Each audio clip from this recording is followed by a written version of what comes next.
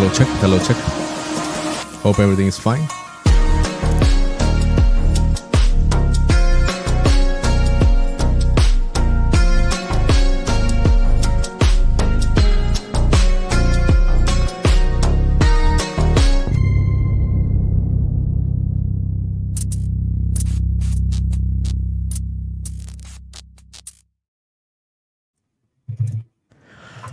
Hello, everyone. Hello, Rebecca.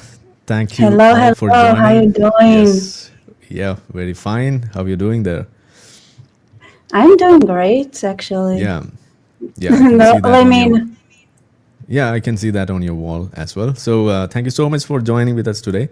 And today is, I think it's our third or fourth podcast together on YouTube and Twitter and everywhere.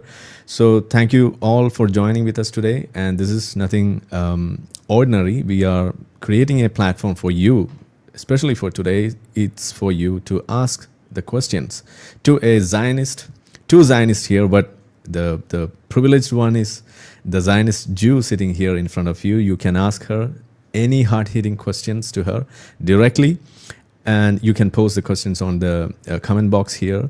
Or after we have a few questions in the beginning, I will just hand over the phone number so that you can call if you are from India, or whether you are from outside, you can call onto that number and I can connect directly to Rebecca and she can answer you.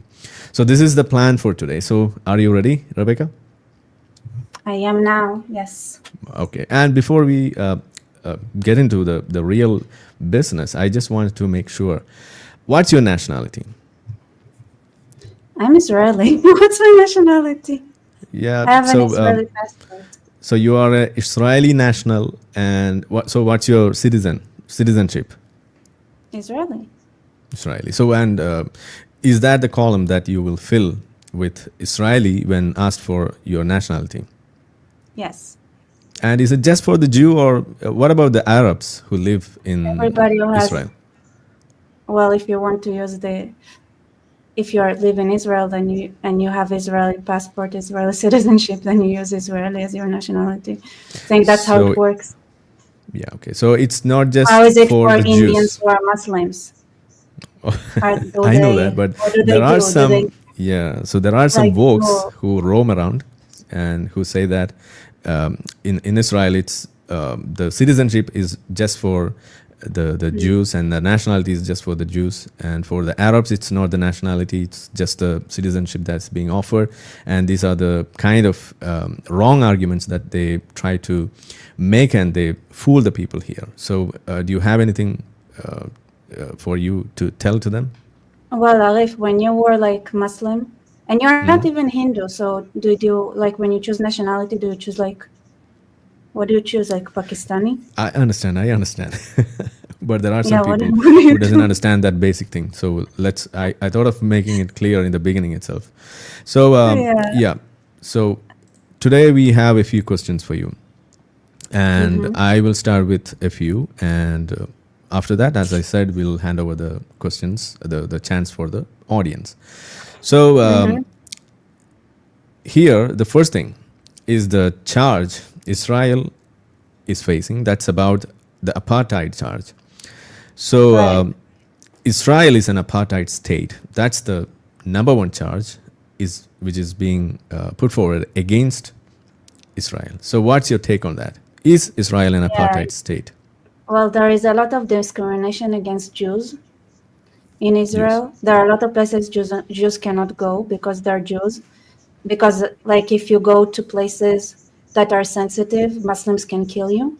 So I would say, like everywhere where is a Muslim majority, like Muslim ruled areas, it's an apartheid. So yeah, and in Israel there are places like that. So can you give an example? Like Iran is an apartheid, Jordan is an apartheid. Like every place where Muslims rule, everybody who is not Muslim, they're like set as a second class.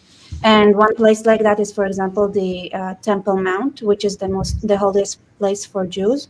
And Jews are only allowed to go to the Temple Mount in the morning and not even pray there because the Muslims might get crazy. And it's like it's city of Jerusalem, old Jerusalem. Yeah. So the Temple Mount, but also like other areas where it's like Jews are not allowed to go because Muslims might kill them, and there is enough like security. Okay. So if we agree to the fact that Israel is an apartheid state, the apartheid is faced by Jews, by the Muslims or the Arabs in Israel. It's everywhere. Like everywhere there Muslims have authority, it's an apartheid against Jews and Okay. Christians. So apart Yeah. from the Jerusalem, the Old City, and the Temple Mount, do you have any other place within Israel which has such a problem like the apartheid, the discrimination by Well, the Arabs?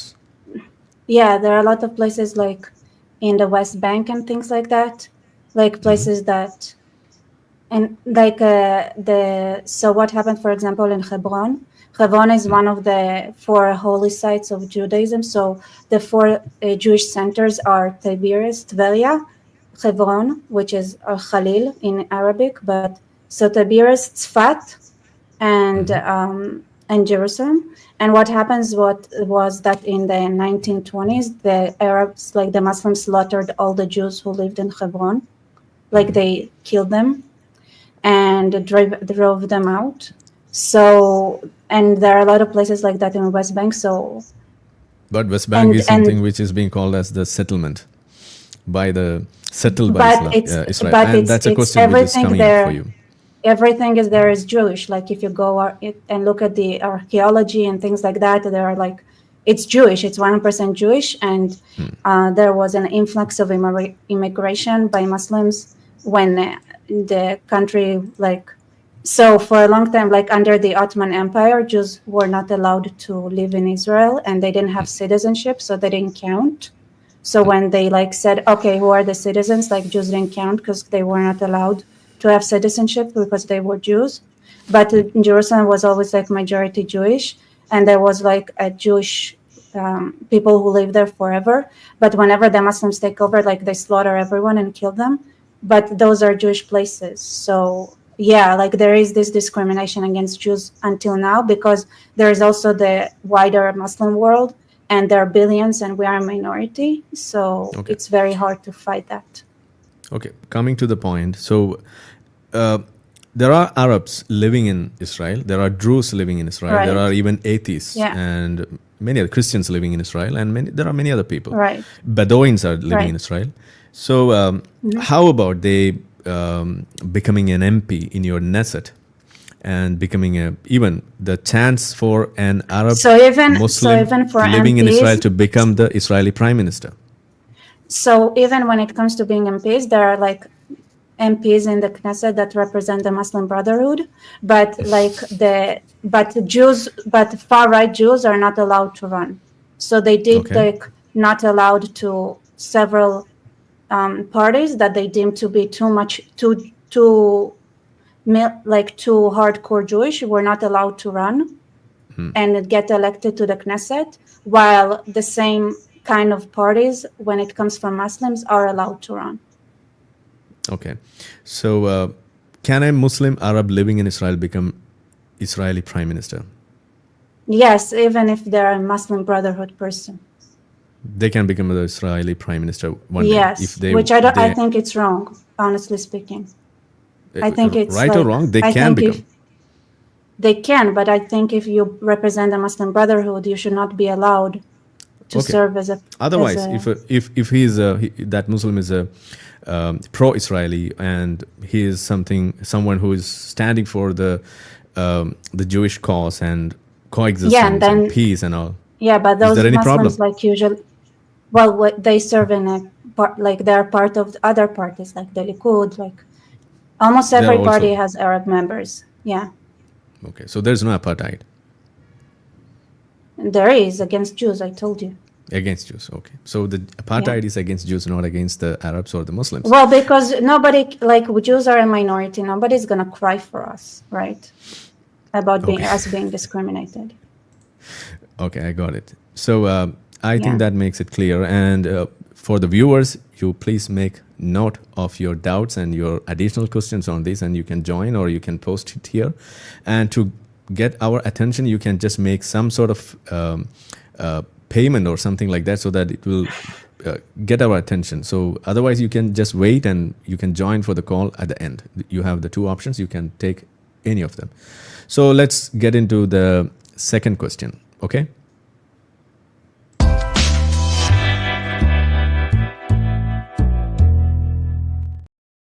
So the second question is about the genocide label against Israel.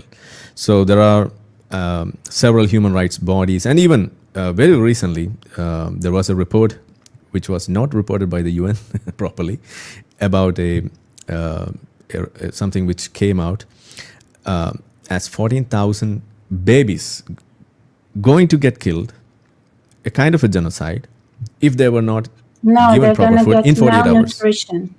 Malnutrition, yeah, in 48 hours. So what do you have to say on this charge against Israel, the genocide charge? And what about the kids who didn't get killed in 48 hours? I mean, it wasn't what the report said. The report said there is a fear of malnutrition. And malnutrition just means like not enough calcium or something in a year. Not like 40,000 are gonna die tomorrow morning, which is insanity. And it's so easy, like it's incredible story about like how you can make up stuff and just run it. And by the way, when I'm so I feel like it's so annoying to me because like when I like the Jews went through a genocide. I don't know if you heard of it, the Holocaust. So because it was a real genocide, people did whatever they could to save their children and babies, and that also meant that they would put them in churches, right? Jewish babies. They would give them to nuns to save them. They would send them abroad to a different country to save them. They would do whatever they could so that they could save them. And and I really think that, you know what, like if you really think like the situation in Gaza is very complicated because they actually turned the whole place to a military base. Every household has weapons in it. And it's like, and not only that, those houses that were not like marked as a terrorist, they themselves, Hamas and the Gazans, they booby trapped them. So basically nothing is livable. And I think like if you really care about your children that much, right, and you think that something like that is happening, like talk about that. Talk about how do you save the children, because we can all agree like if nobody wants to take the Palestinians, because wherever the Palestinians go, you can also see like did you see the footage from Malaysia? Like they took several hundreds and they went to the central hall and started like burning shit up, and like they're terrorists. They are terrorists. But I get it that a lot of people feel sorry for the children and babies. So get them out of there. Honestly speaking, get them out of there. If people really cared about their lives so much, get them out of where? Out of there. The Jews who went through, and it's not a genocide, it's a war, right? You didn't have to have a fucking missile factory in every effing house. That doesn't make sense. That every house in Gaza, it's insanity. Like there's so much footage that proves that. Like and also like I know like you've met my brother. He's the nicest, cutest. I think you've met him. Did he? Yeah. He's like the most gentle soul in the world. And every time he has to, by the way, and he served in Gaza. I miss him too much. Yeah, he's so cute. He's a lot more gentle than I am. Like he's gentle. Yeah. And he served in Gaza as well. And soft spoken. He doesn't speak like you. You are rude at times. Yeah, he is not. He's cute. And it's like he also has like when he monitors that, he's like, you know, every time something happens and says like, you know, it hurts my soul. Like I hate seeing that. I hate seeing people suffer. Like I don't like, but we literally have no choice. There's like every home there is a weapon factory. It's insanity. So since it's like that, just get the kids out, get the children out, maybe save them somehow, because they use the tunnels. There are no shelters. The tunnels are only for terrorists. So get the kids out if you care about them. Get them out. But there's an allegation or a charge against Israel in this thing that is about the blockades against What blockade? the truck Nobody wants blockades. them. No, there are no truck. I wish there was, seriously, because what they do is, you saw how many people the Hamas terrorists shot. You know, you spread the aid, and then the terrorists, the Hamas people come and take it away from them. And by the way, that's something that happens everywhere where you give aid at, in a lot of places. There are also similar stories from Africa, where I heard somebody say, yeah, I went there and we donated, like we gave children shoes. And then the next day we went to the market, and all the shoes we had donated, we saw them in the market. And apparently what happens is that the kids don't ever get those shoes, because after they give those Christmas gifts, right, in Africa, the local terrorist groups, they come and they collect all the shoes, and then they sell them in the market to make profit. So it's the same thing with Hamas, right? So and then people protect Hamas. They want them to stay. So, well, maybe get the kids out. Maybe if you really care, like the Jews, they send their children to different countries to save them, and they give them to monasteries to save them. So what's the plan in place by the idea for Israel to save the kids in Gaza from starvation? But the problem is that, listen, like, if you wanna, like, somebody has to want to save them, but nobody wants to save them. Like right now, here's the situation. Okay, Gaza is not very livable, and yet the people who are the Gazans, unfortunately, right? Any country that tried to take them in had regretted it right away, because they're so terroristic. And like apart from that, what about the supplies? What do you have in place? But the Hamas supplies. takes them. It doesn't. No, that's what I said before. So you give the supplies, and then the Hamas comes and collects it and takes it away. And if somebody resists them, they shoot them. They kill a lot of people, and there are plenty of videos like that. Like they kill themselves, thousands of people. So and they also say they also had made a statement that anyone who collects aid from foreign forces, they're gonna come to them and kill them. Okay. So I read about a few mechanisms that was devised to supply by the help of US to bypass the Hamas and to ensure the supplies reaches the deserving. So do you trust that process? No, because one thing no, for sure not, because unless Hamas is not there, the only option is to. But the problem is, like I said, every house is a weapon manufacturing. Every house. Okay, so they still have plenty of weapons. They still have it. Like all the billions that they collected from the world, they did so that every household would have like a stash of weapons. There are no households right now. Everywhere where you look at Gaza, you will just see the debris. Yeah, but there are still a lot of tunnels, and there are still a lot of places, and like they booby trapped a lot of those places. It's not that simple. It's not so straightforward.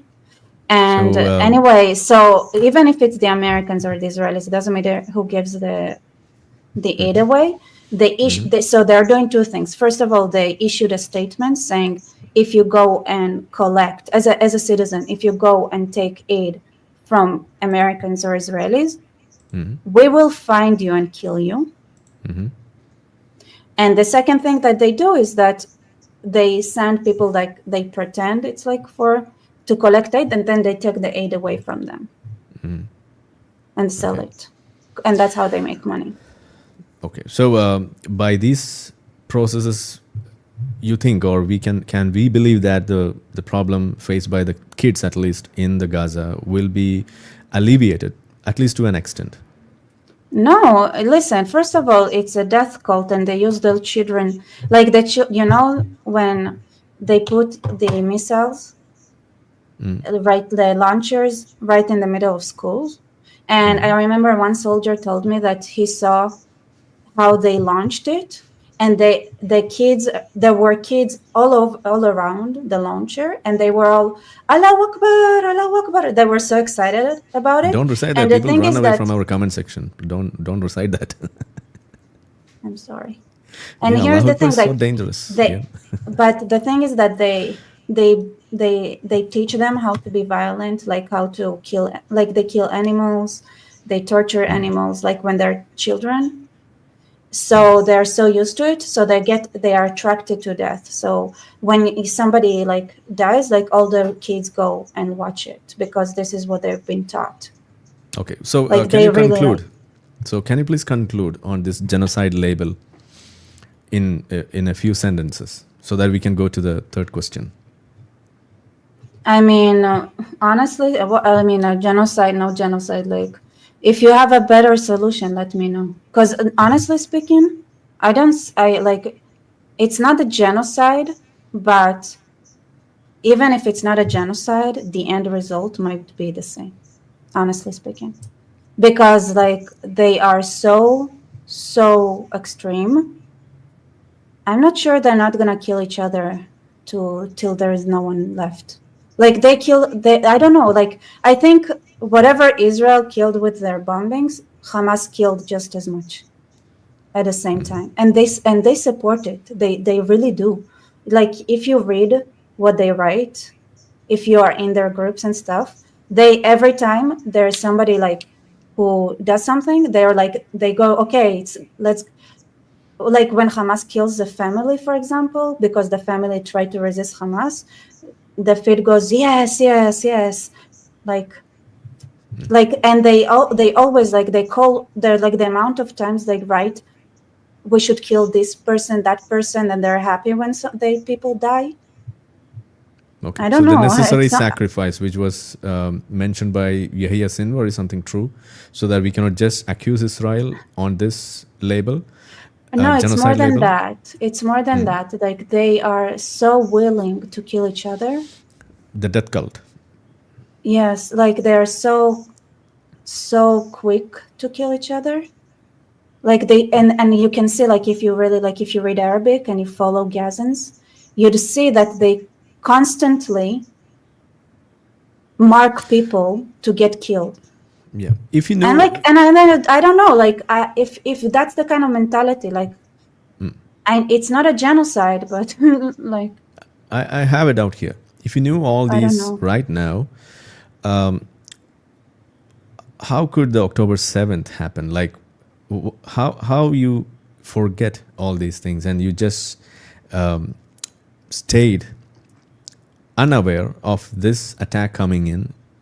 How the IDF got through that? Like, how the Hamas could get through People were on the boundaries? vacation, to be honest. It was a Saturday and people were on vacation. And also, listen, you know how boring it is to stand on guard? Yeah, agree. So people fall asleep. Like, Okay, so honestly. that's an error. I mean, this is what they were waiting for, because there are so many like false flags and so many pretend, and so they played with it a lot until like wolf, until somebody like, and until people like the other side, it works at some point because people get exhausted from this constant state. And along with the insider help. I don't know, like there are rumors and stuff, but I'm not sure it's that straightforward. I think from my experience, because I served in the intelligence, what happens is that sometimes people, I saw it happening a lot. Okay, so people get tired and they don't want to work as much, so they're like, nah, what are the chances? And then like, I want to go home. Okay. Like, and what happens is that it's one thing when, for example, it's a generation that still remembers, but what they did smartly is that relatively people got used to the situation, and it's like became mundane, so they weren't as vigilant. Okay. So, And also they're not stupid, they're evil, but they're not they were smart. They like, I hate that people think that they're not sophisticated, that the enemy we face is like somehow retarded. It's not. they were also smart. They are extreme. Yahya Sinwar is a genius. Okay. Well, I mean, was a genius. He's dead now. Okay. But I man, think this will go as a. he understood Israeli psychology to a T. He knew how to play. You could also things that were found is what kind of messaging to release so that the Israeli press would go against the government and things like that. They are smart. I hate that people think they're stupid. They're not stupid. They are smart. They're just evil, but they are still smart. Okay. That makes You sense. cannot say that Nazis were stupid, right? They were not stupid.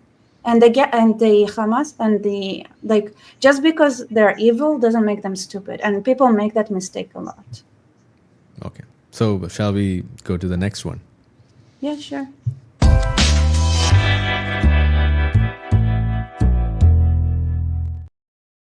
So the question is about the ICC warrants against the Netanyahu and some of the top officials in Israel against the war crimes. So the defense Israel makes is mainly about the lack of jurisdiction. So how do you see this? The main judge was a rapist, so that's a new thing, new development in that. By the way, do you know that it was revealed that he believes in a worldwide Islamic government? That this is that's his agenda. Karim Khan. He is an Islamist and a rapist. So the ICC chief, he was an Islamist. Yes, I think still is. Okay. I mean, the one who was running wasn't the main judge or something. I don't know what he was. Karim Khan. Okay. Let's for time being forget about that part. How can you forget about it if the ICC are the group of Islam, they're part of the Muslim Brotherhood? No, even before this ICC chief was there. Whenever there was a crime or something which is we see right now, something comes up like this, every time we had an arrest warrant and something like this always happened. So the commonest argument or the commonest objective against this was to cite the lack of jurisdiction. So despite that, how can you dodge the allegations of war crimes? So what's your comment over the war crimes? Listen, if you get judged by a rapist that believes in a world caliphate, I'm asking about the previous ones. But no, it's not the previous. It was the one from the beginning, same one. What so previous no change? ones? No. Even before, every time Israel gets into some sort of a conflict with the Gaza region. No. I don't think there was anything like before. But a lot of time it is, yeah. I don't know what you're talking about. The ICC, it was the same guy the whole time. So I don't know what you mean. Okay, so your whole argument is that the Karim Khan is an Islamist, and that's one reason, or the only reason by which Islamist rapist, and that's the only reason why he accuses of this, and at the same time he ignores the other war crime people like the HTS, like South Africa, where they genocide, when they kill white farmers, and they call for genocide. The Syrian president, the Iranian president, and Julani.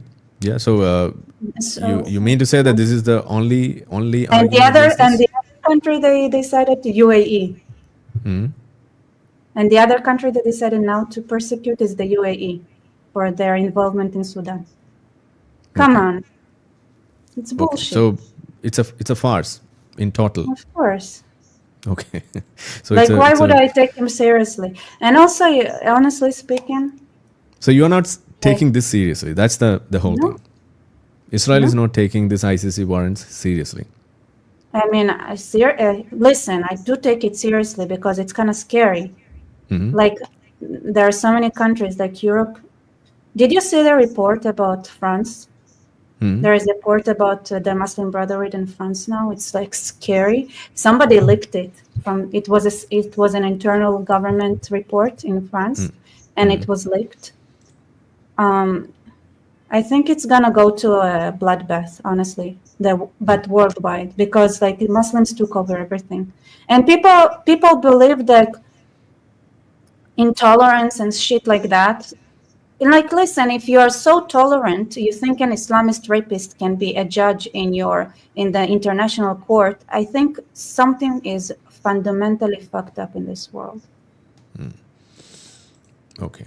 So you don't take this seriously. Israel doesn't find this as a No, serious it is a threat. warrant. I think it's a worldwide threat.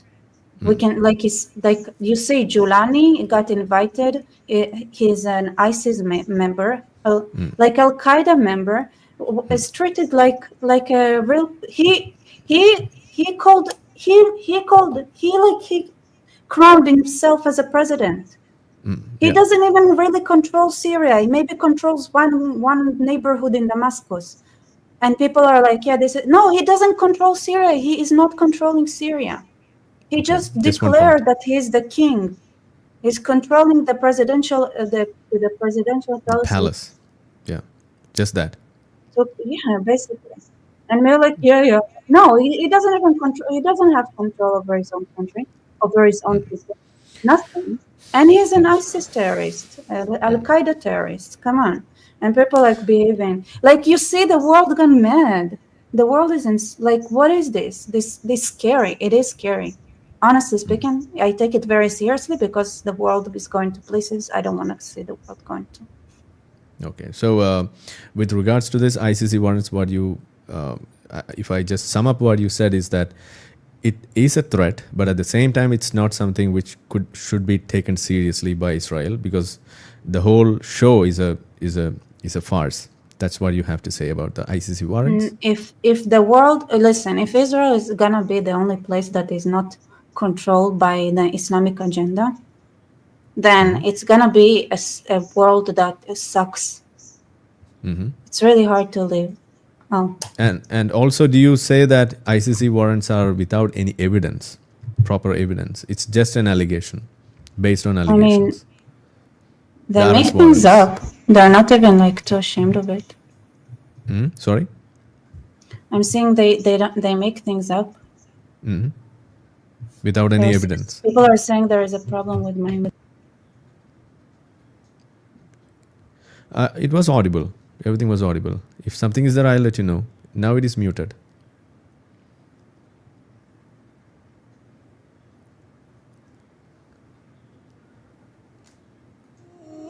We have the Arabic nasheed to fill the gap. Oh. You unmuted. Yeah, things are clear now. Oh. Okay. Yeah.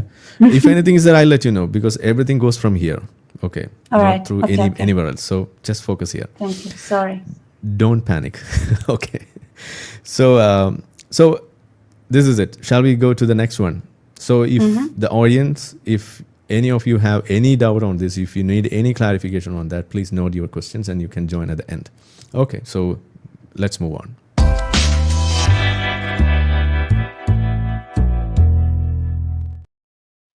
So the fourth question is about the origins of Hamas, and this is one of the most funniest thing that I always say. That is, if the Muslims, especially the Muslims, if you believe really that Hamas is something which was fathered by Israel and America, and if any other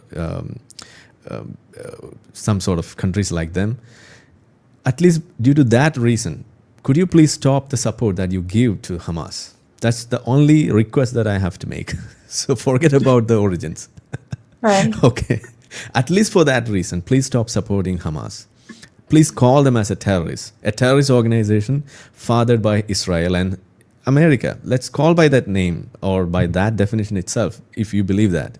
But when we accuse about the terrorist organization, you come up with the explanation that it was fathered by Israel.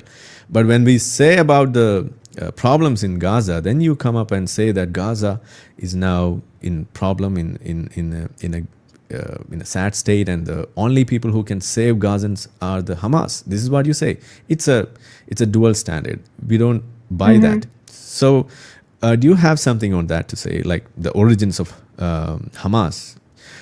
Who are the real men behind Hamas? The Muslim Brotherhood created Hamas, which is a very old organization that been operating in Egypt, especially for decades, I think almost a century now.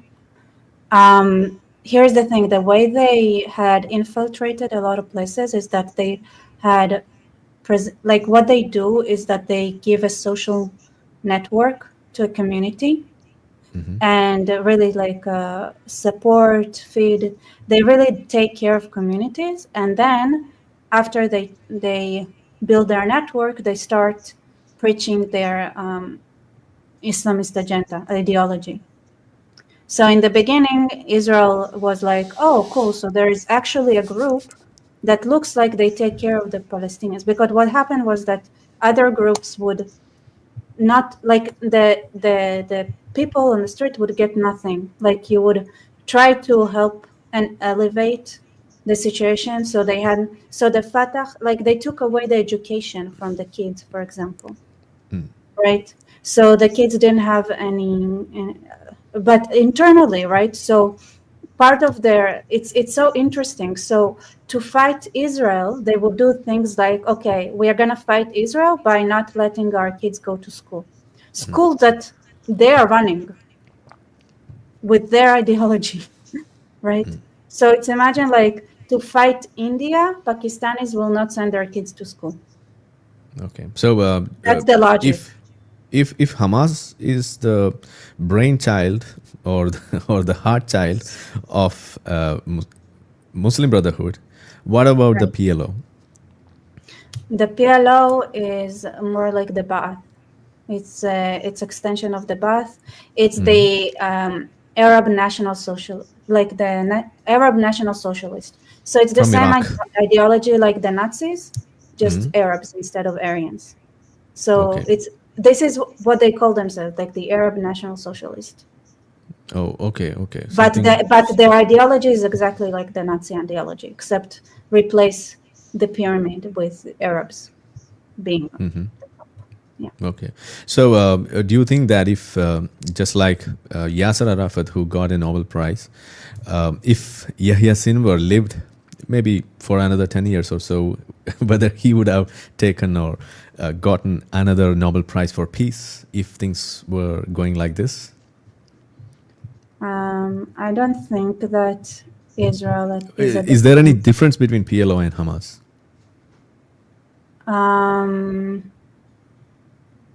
Well,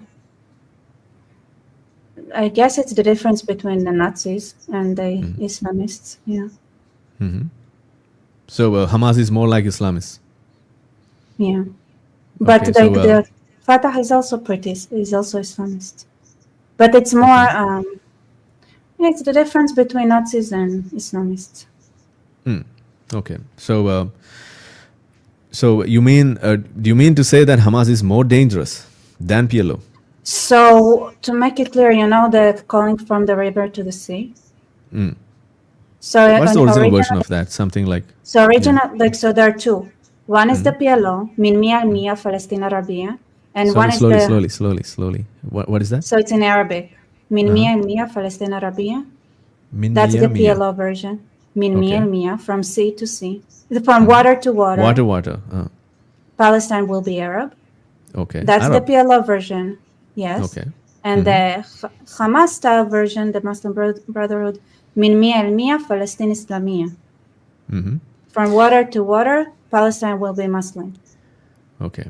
And I remember one more slogan, Ya Yahud, Jaish Muhammad, something like that. You remember that? Yeah. What is that? Jews, the army of Muhammad is going to return. Or something. Okay, that's the meaning. Okay. So army of the Muhammad is returned. Something it's like that. I don't remember Khaybar, exactly, something related to Khaybar. So Khaybar, Ya Yahud. So Khaybar is where the Jews were slaughtered.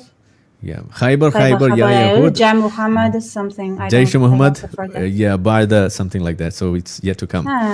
Yeah, so we can look at it if you want. Okay, if anyone is listening to this. Is in Saudi Arabia. It was Jewish. If anyone is listening to this, could just text the words exactly on this comment section, I can just read out. Please help us. Okay, so so these are the original versions of the slogans, which is now being echoing in the Western universities and all over the world as part of the globalize the Intifada. So, what do you have to say about that, especially in the wake of two people, the Jewish couple who got killed last day? I think one of the biggest lies is that focusing on the fact. Listen, it was killing of relatively like outside of a Jewish museum, okay? So that means that there is like a license to kill those who hold the opposite opinions from you, right? So it's like, first of all, it's an attack of American values, because if you can be if you are in America, right, you should be allowed to have an opinion that is different than yours. But it starts with the Jews, and they weren't even Jews. That's like they weren't completely Jewish. I think she was, but he was Christian actually. She was Jewish. But it's not about that. It's more about like, obviously outside of the Jewish museum, it's just saying something of like, there is no tolerance for something that is not their version. They also shot, right? They killed like CEO of a company recently. Yeah. And they also celebrated that. And they were like to talk about the aid which is being given to the Gazan people to raise that. And also the Sarah, who was also killed in that, was actually working for the peace between Gazan people and the Israelis and to end the conflict. That's where the area where but Sarah they don't want to end the conflict. Well, they want to extend the conflict. Yeah, so they ended the person who was trying to end the conflict. So that's what exactly happened. And this is the, thank you so much, Shamim, for that. So this is the slogan, Khaybar, Khaybar, Ya Yahud, Jaish Muhammad, Saufa Yaud. That's something, I'm not... Yeah. So anyway, thank you so much for that. This is something which is also shouted by these Gazans at times, and they call for this liberation. And the meaning of this is that Khaybar will repeat, and for that, the army of Muhammad is coming. And what is Khaybar? Khaybar was a Jewish tribe which was raided by Prophet Muhammad and which was destroyed in total. So what they are sloganeering by this is the destruction of the Jews, the Israel. This is what they are literally saying, and we are against that. I'm against that, and that's one of the reasons why I stand with Israel. So, and I'll be there. And there are many people asking in the comment section about why I'm not keeping an Indian flag over here, because the problem with Indian flag is... Yeah, there's a lot of problem with Indian flag, because I had an Indian flag and it's sitting over there. The issue is that if I keep a flag and if you come up with another flag, and if the size of your flag is more than mine, then that can be a reason for framing a case against me, because there's a flag protocol. So it's always a headache. So, and I was getting a lot of messages on that. So it's easy to keep other countries' flags on my platform rather than keeping my own country flag. So that's the biggest issue with Indian flag. So we need to modify the flag code in India. India has a problem with the bureaucracy. Yes. I think this is the number biggest one issue. problem. Yeah. So that's the biggest issue. India. So I got an official instruction that it's better to avoid keeping an Indian flag, because if someone tries to frame me, it's easy for them. So that's the only reason. But yet I have a flag over there. It's sitting over there and it's not visible. That's it. But I know India is in my heart. It's always there. So let it be there. Okay, you know that. So let's move on. Okay. So anything more to add on this? Not really. Okay. Okay. So over to me.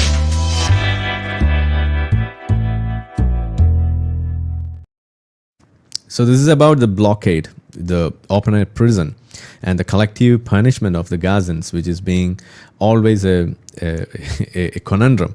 Because before October 7th, it was always called that Gaza was an open air prison. When the October 7th happened and afterwards the war began, now what they say is that Gaza was a heaven before, and now it's a complete, what you say, a demolition site. That's how Trump explained that or called that site. So, what is this? Why? How come a place within days can transform from an open air prison to What? a It took heaven? a year. Sorry, within days. That's how they say. Because within days, Oh, an open air prison was getting transformed into a paradise. How is that possible? What is the magic everything of is blockade? possible if you lie. Sorry. So Gaza was a open air prison. How was the Yeah, life before October and 7th by in the way, Gaza? just so you know, at nighttime I turn into a unicorn. Please let me know. Let us know how the life was there in Gaza before October 7th. Was that Well, an open prison? well, it depends who is asking. I'm asking. I don't know. I didn't get a chance to go to Gaza before, but I Well, if got a you're chance to asking, it's visit. an open air prison. So have you been to Gaza any time? You think they're animals? Who They are play with animals? they you know what they use as a soccer ball. They catch people who they think they're traitors, and then their heads, and then they let the kids play with their head Okay. And what about like the a ball. blood on the palms? That's the West Bank. Only on West Bank? Why not in No, the Gaza? what you saw in Ramallah, Yeah. Yeah. that happened in the West Bank. Okay.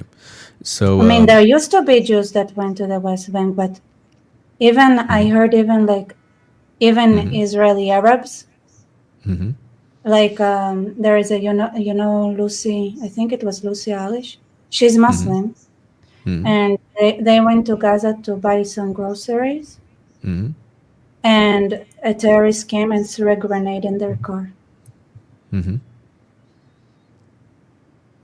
okay. And she was like a child.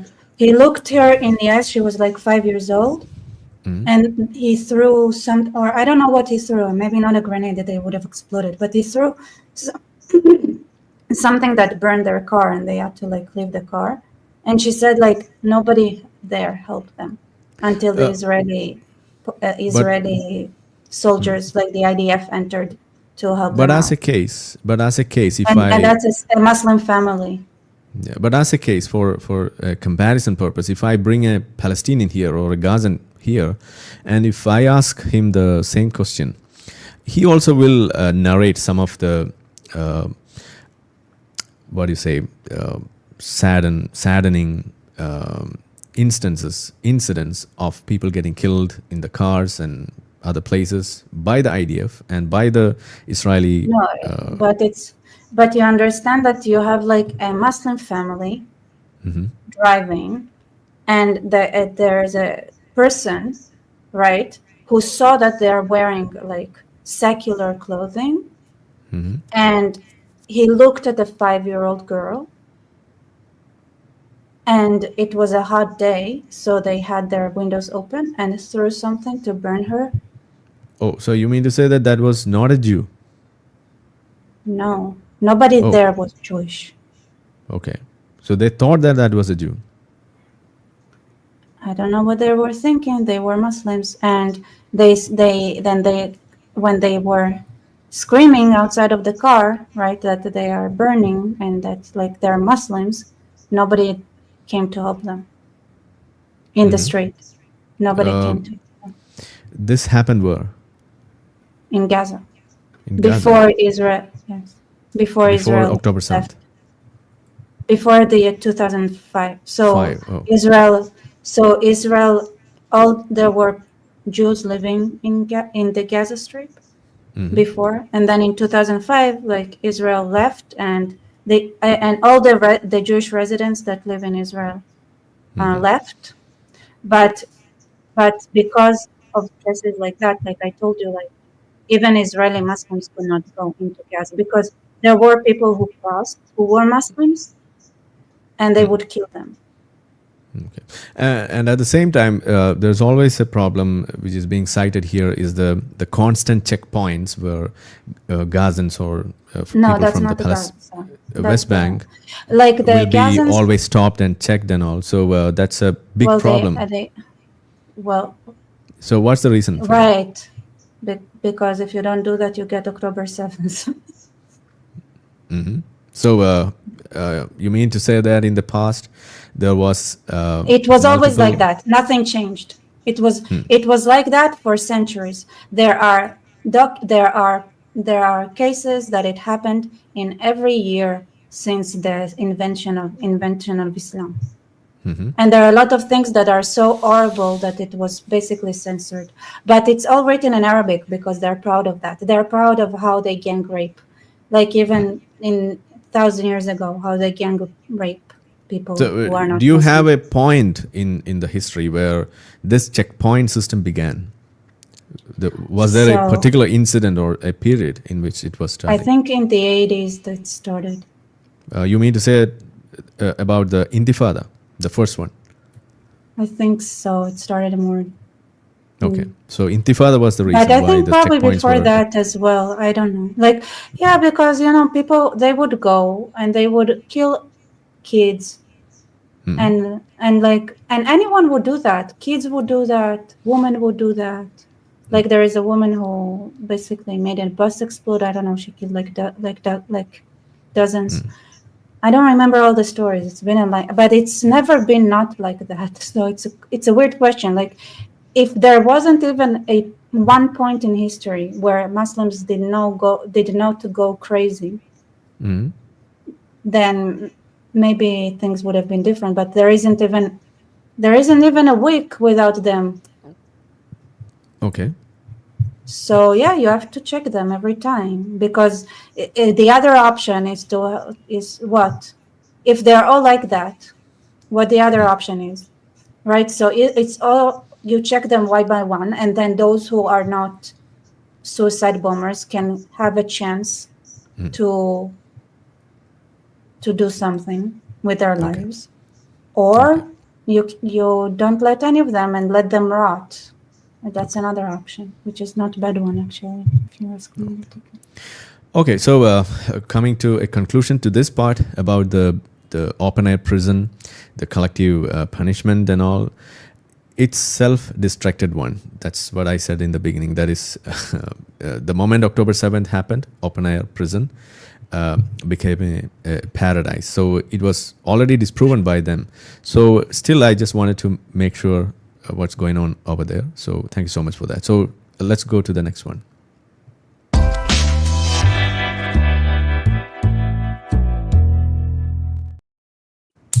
And it's about the settlement legality, especially in the West Bank or the Judea and Samaria for you.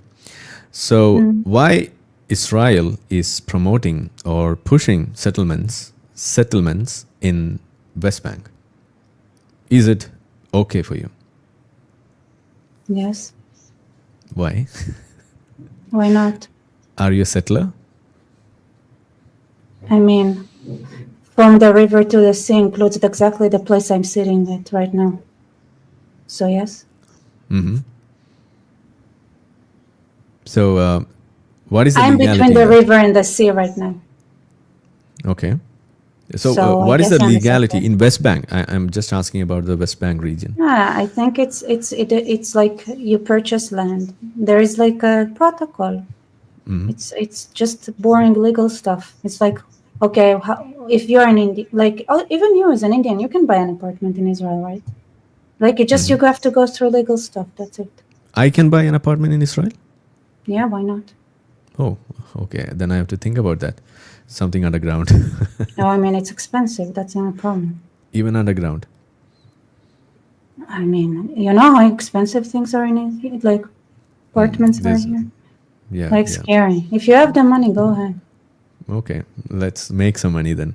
So, can you please elaborate over? It's not just for me. Like there are people listening to us, so just wanted to know what is the legality. On what grounds you are defending the claims against you? That is, or the allegations against you about the breach of law, international law in making There the is no settlements? breach of law. There is none. How? Well, how? Yes. If you can buy an apartment in Israel, what's the problem? Like, No, what the heck is we the are problem? specifically. Are you a I'm not. settler?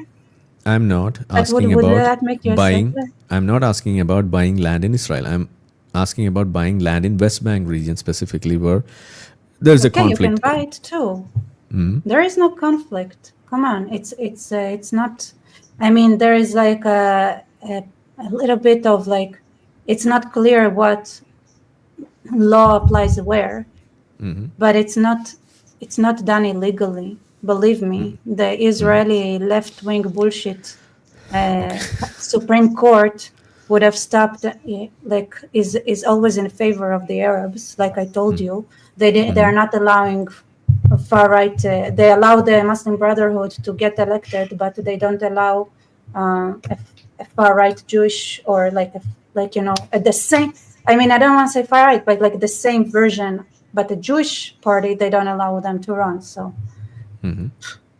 So you mean to say that even I can buy land in West Bank? I mean, I don't know what's the process. I'm not a lawyer, really, but I think you can. Yeah. So when you say that you can buy anywhere in Israel, so then what's the difference between Israel and West Bank? I mean, there are like areas that it depends on who owns it. Then it's different buying processes. I don't know. It's not my expertise. So okay, so what is the importance of West Bank for And there Israel? are areas that are owned by Jews, but they're under the Palestinian Authority control. It's mixed one. So, It's a mixed location. So no. So there is BCA, and those areas that are A, there are places there that belong to Jews, and there are all the documents and everything, but they wouldn't give it to Jews because they don't care. That the only people who have rights there are Muslims. But on everything that is under Israeli law, then it just depends on who they check who is the owner, right? And by the ownership, and by who bought the land, that's who gets it. So that process is always already there in place in West Bank. Okay. Yeah, like I talked to somebody that was for Jordan, and so I don't know. A lot of people don't know, but like 10% of the Jewish population was displaced in 1948 as well. But for example, there was like a Christian, like an Arab family that, like I heard it a lot, like Arabs family, they were displaced, and then they went to court and showed, okay, this is the land that we owed, and then they got the land back. It's not just, it's legal processes.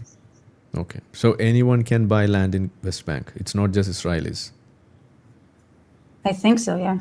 Like I'm not sure. I don't follow, but I think you don't have to have an Israeli citizenship to purchase an apartment. Then why the UN? Okay, then why the UN deems West Bank settlements as a violation, a breach of international law? Why is it so? Why not? Why not? Why it is found observed as a violation? I mean, because it's not true. It's just it's just the line. You mean to say that the UN is not understanding the issue properly? The UN believes that Yemen can be the head of the Women's Rights Committee.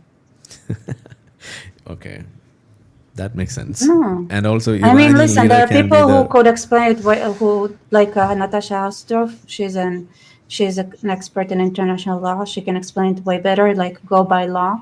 But it's just not true. That's the thing. It's like, yeah, someone was mentioning exactly the same thing. The same one. Need to ask Natasha Hausdorff about this. Yeah, she would know how to explain it, because I'm not like an expert in international law, but it's basically bullshit. Okay, if you have a contact with her, let's bring her so we can have a chat online here. So things will be more clear when it comes to international issues like this, because that's a problem when the Yemeni leaders can become the representative for the women's rights, when Iranian leader can become the representative for the human rights. UN finally becomes a puppet show. So that's a problem. Okay, let's forget about that and let's move on. So okay with this? And if anyone has a question on this, please wait with your questions. We can ask. We have 4 more questions. Let's be honest here, okay? Like, is there anyone who thinks that that the international community, the way it functions right now, is in any way, shape, or form justice oriented? Because if it would be up to them, there are going to be another billion Hindus that would get killed by Islamists. And they don't care at all about the Christian persecution that is happening worldwide. You know how nobody, like, when we talked about 1948, you know that there were like million Jews that were expelled from Muslim countries, right? Yeah, we are But coming to that. That's our last but question. The Nakba. but you know what nobody talks about?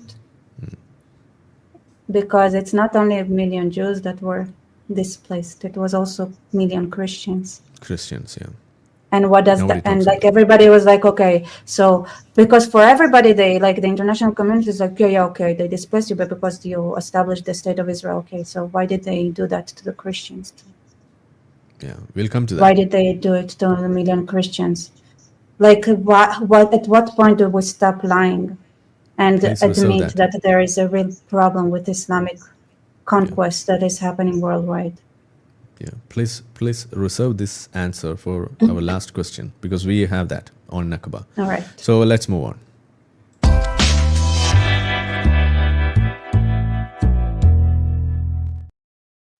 And it's about the BDS dilemma, the boycott, disinvest, and the You know when BDS sanctions. started?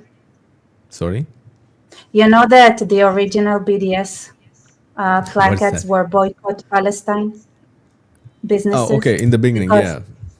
Arabs because to it's protest Palestinians, like that, something no, like that. because so Palestine meant Jews before the Yeah, establishment of Israel. So the boycott is Jewish for like Jews Palestinian, and stuff yeah. like that. It started like boycott Palestinian goods, Palestine, and yeah. it started in a century ago. So like in the 1910s, 20s, it already started.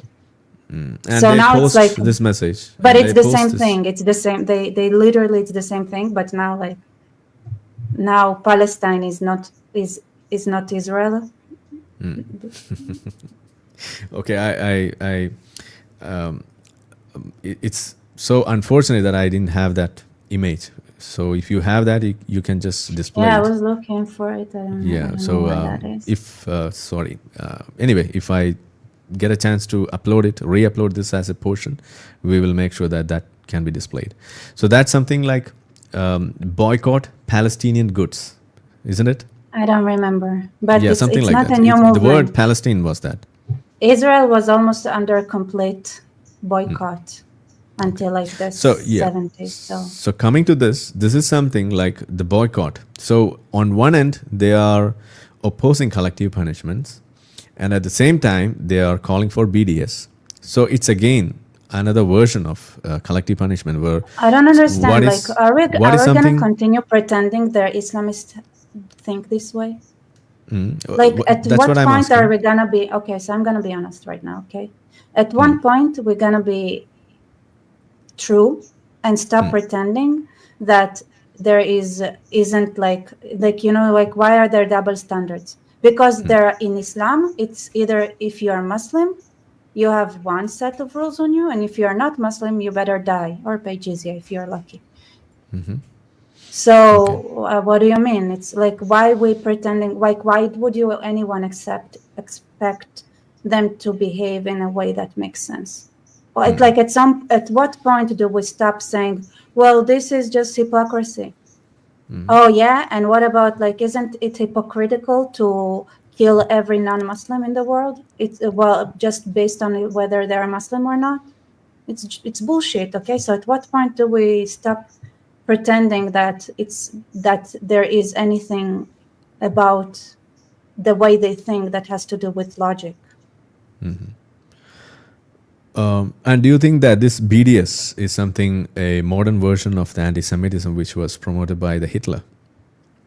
No, it's Islamist. Okay. The Muslims are good for, like, did you look at the Quran? They don't need Hitler.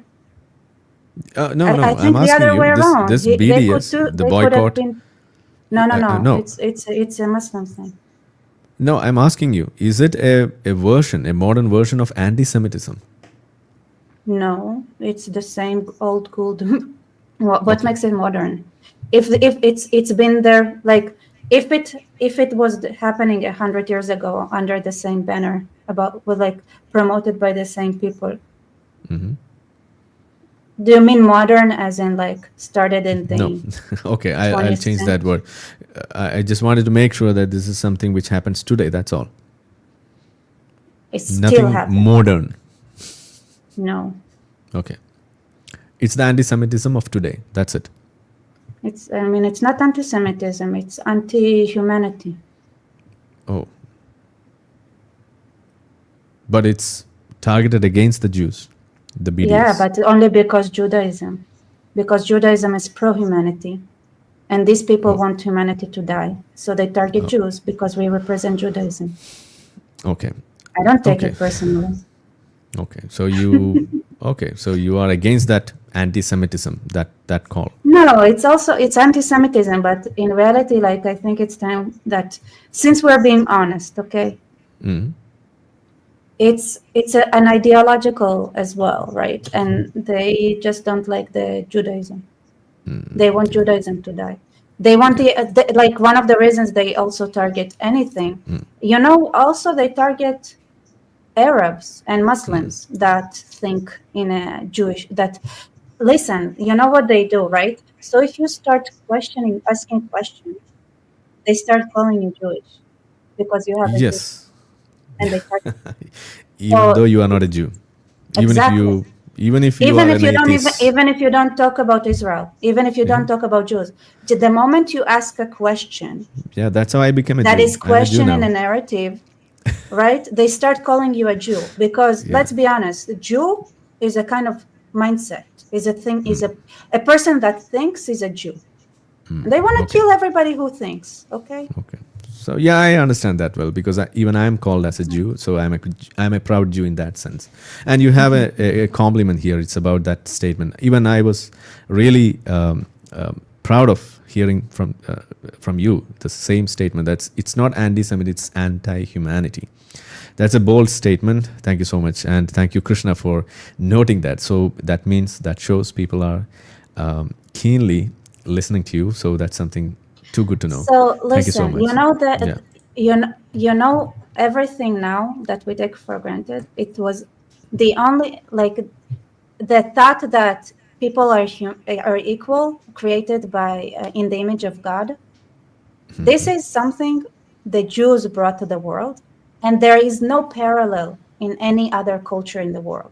There are a lot of things, right, that are now we think as universal laws that protect humanity, but they were only the only source we have anywhere in the world where it comes from is Judaism.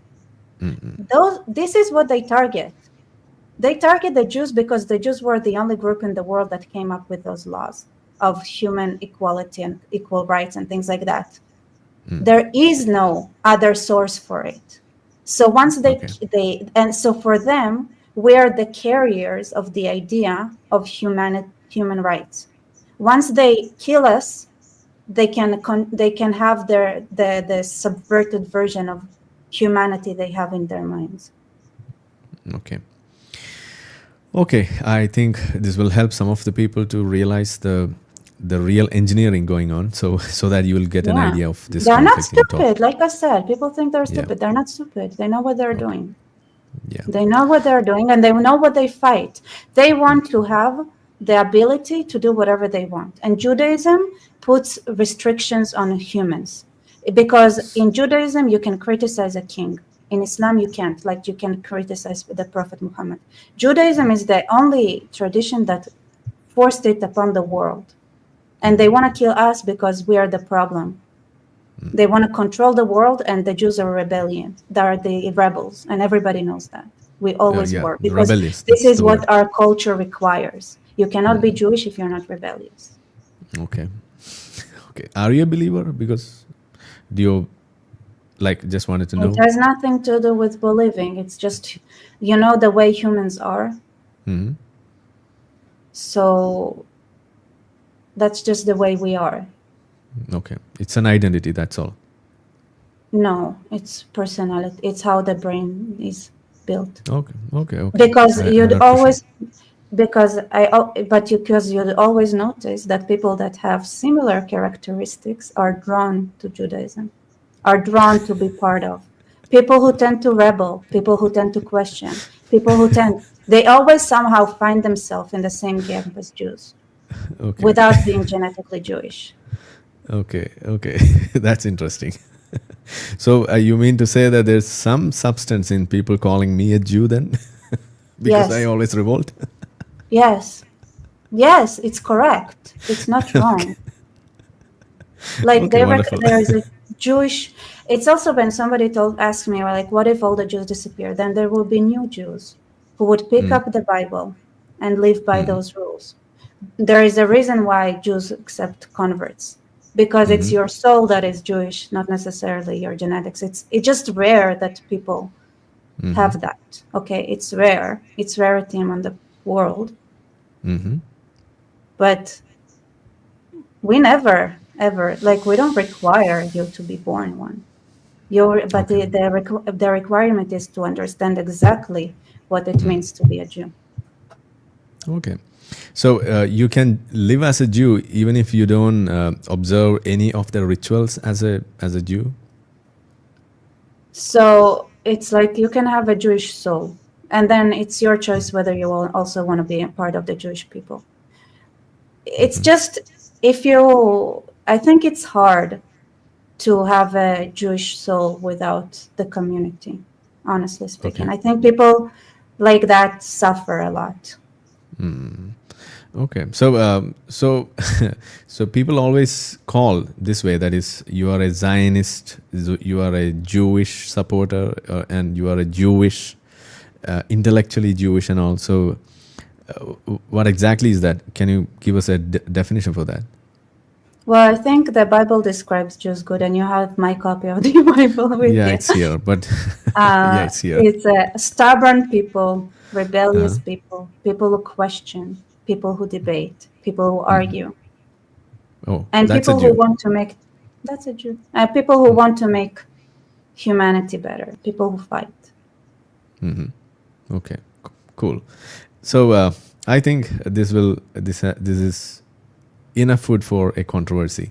Anyway, let's But move on. it's true. It's just the way it is. It's just, you'd notice like who is drawn to like there. It's a personality type. Let's be honest, okay?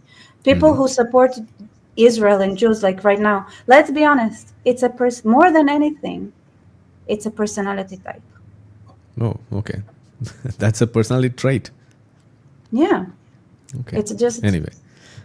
a lot of Anyway. times. Yes. Yeah. So let's move on to the next one.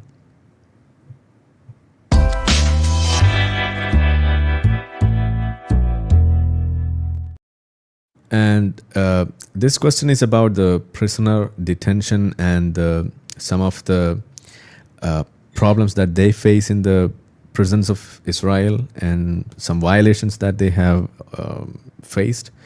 And maybe some of them could be an allegation, as you say it, but these are some of the arguments which is being put forward. So Well, it's not even true. Why do I need to keep arguing about that? no, we are not arguing. Like We are people just just facing can the say question. whatever they want. You know that in Israel, like we also, like every Sunday, everybody wears rollerblades, and that's how people who don't wear rollerblades get shot. No, this is one thing. That is the administrative detention. That's the word we get here. So what is No, that? I What know what exactly is that? it's it's people who, I mean, it's also legal processes. You like you most of the time what happens there, it's just due process. They do all get due process, and a lot, and And it's what is just the end of that process? well, it depends. They commit crimes, right? And that's why they get If they have committed, or if they had a plan to commit a crime, what's the outcome? Well, it depends. It's most of the time, if they plan, they just get a warning, Okay, and then and they they'll be get sent back with a right. ban Warning. to re-enter. We'll be like, think again. We're watching you. No. Oh, okay. Okay, so just like a big daddy, big brother. Yeah. Okay, and if what happens, and we talked about the prisoner exchange during the hostages exchange. It's not prisoner exchange. These are murderers who get released from jail, just to get their sentence shortened. Because listen, the reason they want them is because they want them to, like those who already committed murder, they're good at it. They're gonna go back to doing that. So they just want them. Okay. So do you have any idea of how many of them are still left in your prisons? I think a lot. I don't know. Thousands? I guess I don't really. They are deplorable people. There is nothing to protect there. Okay. Yeah. Okay. And the sole motive for all those crimes is just to eliminate the river to sea Palestine will be free. That's the sole purpose of that? The jihad? I think a lot of them just want to commit suicide, honestly. Suicide? On what grounds? So I don't know if you get to talk to a lot of people. The thing is that a lot of times they get sold the idea that there is nothing to live for. Mm-hmm. And so they get depressed, and then they think this is a good way to commit suicide. For the Gazans? Also in Gaza, it happens a lot, where people would go running to soldiers just because they want to kill themselves. Oh, okay. They don't always want to kill anyone else necessarily. Sometimes they just want to die. Okay. Because like in their education system, they're constantly being, they really know. Can you please elaborate that, because this is something new to me? What exactly is that process of suicide? What is that? So the way they get the ground soldiers is that they depress people, the kids on purpose. And they encourage suicide. Mm-hmm. It's tragic, honestly speaking. The mother or the parent will force the children. Education system, or for example, like there are a lot of like the abuse rate is very high in that society. Mm-hmm. And if you get raped, you might as well just die. And boys get raped and girls get raped, and then there is nothing they can live for. Mm-hmm. And if anyone finds out, for example, then they're gonna die. Mm-hmm. Anyway, they're gonna get killed. So a lot of time, like what they do is they try to commit suicide. And so it's like it's very actually, like there are stories of like, I remember when I was like young, there was a child that had a suicide vest on him. And he went to the soldiers and they started crying. He didn't want to do that, but he was sent to die. But also like psychologically, a lot of times like they abuse their people to an extent where like they encourage them to kill themselves a lot. So some people so there are people who want to die, and some are really truly violent, but they're also like, so you ask me to do it. But don't you know that suicide is haram in Islam? Something that is taught. But if you how can someone go this? But if you do it like jihad, then it's not haram anymore, and so you can get yourself killed. Okay, so it's a loophole. The purpose is tweaked in that way. Okay, so that's way so common, or is it one off, or is it so common? It's so a lot of time those who commit suicide, that's how they get them to commit suicide. Yes, like these people who want to they want to die a lot of times. Yeah. How come they get the ammunition for that, like for the vest and all? So what they say, there's like, okay, I'm willing to die, and then somebody takes care of that and sends you to death. Just like ask Mosab Hassan Yusuf, like a lot of time he would sit down with these people who were about to commit suicide, and then he would talk him out, like, do you really want to die? Maybe that's not the good way. Maybe there is a different way to get your life together, Okay. But it doesn't take much. Like my friend, when he was traveling Jordan, I had an interview with him, and he said that he's Druze, but he said he was Muslim, so he wouldn't get in trouble. And he said, like, the moment I said, like, I'm Muslim, the person I talked to tried to convince me to commit suicide, without even saying, like, where or how.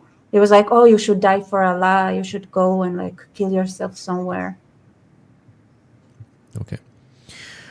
Okay, so what is the conclusion for this? The prisoner, the allegations on that, the administrative detention, unlawful imprisonment, all these allegations. What's your final take on that?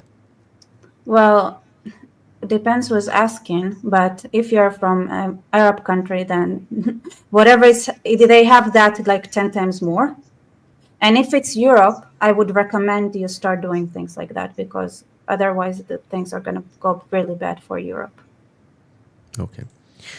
Okay, so let's move on to the next one.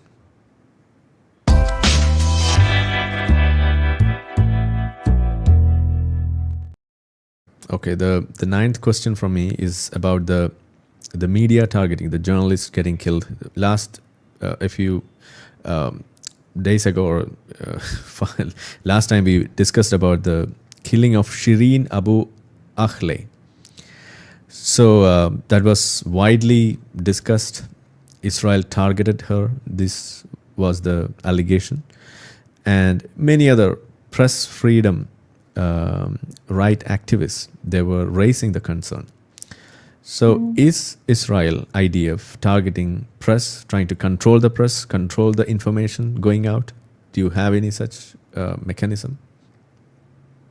We have censorship, but basically there isn't much control, no. Like, believe me, if there was, we wouldn't have the outlets still functioning.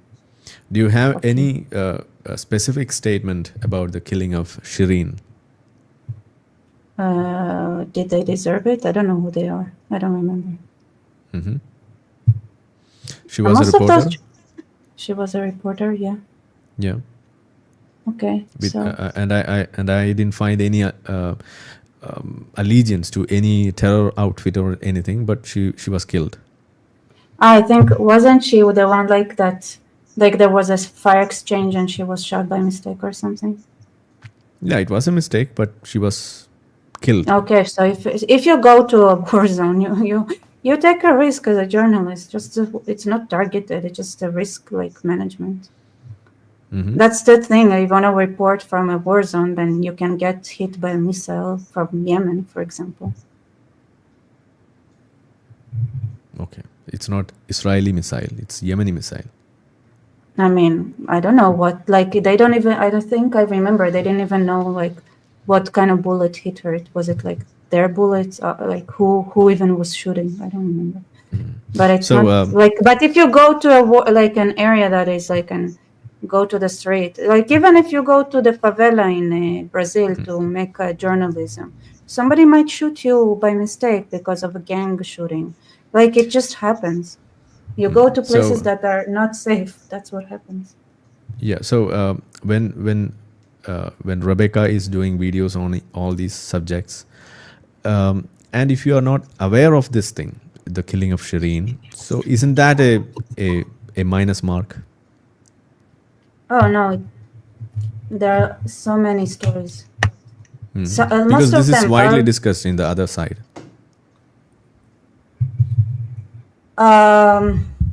Okay, so what? And also about the killing of the medics, the paramedics who was killed. They were terrorists. No, IDF even I mean, punished. The soldiers were suspended by the IDF who killed because those medics. I disagree with the IDF. The IDF is too left wing. Too progressive. Fuck it. I served in the IDF. They're fucking progressive as fuck. They're leftists themselves.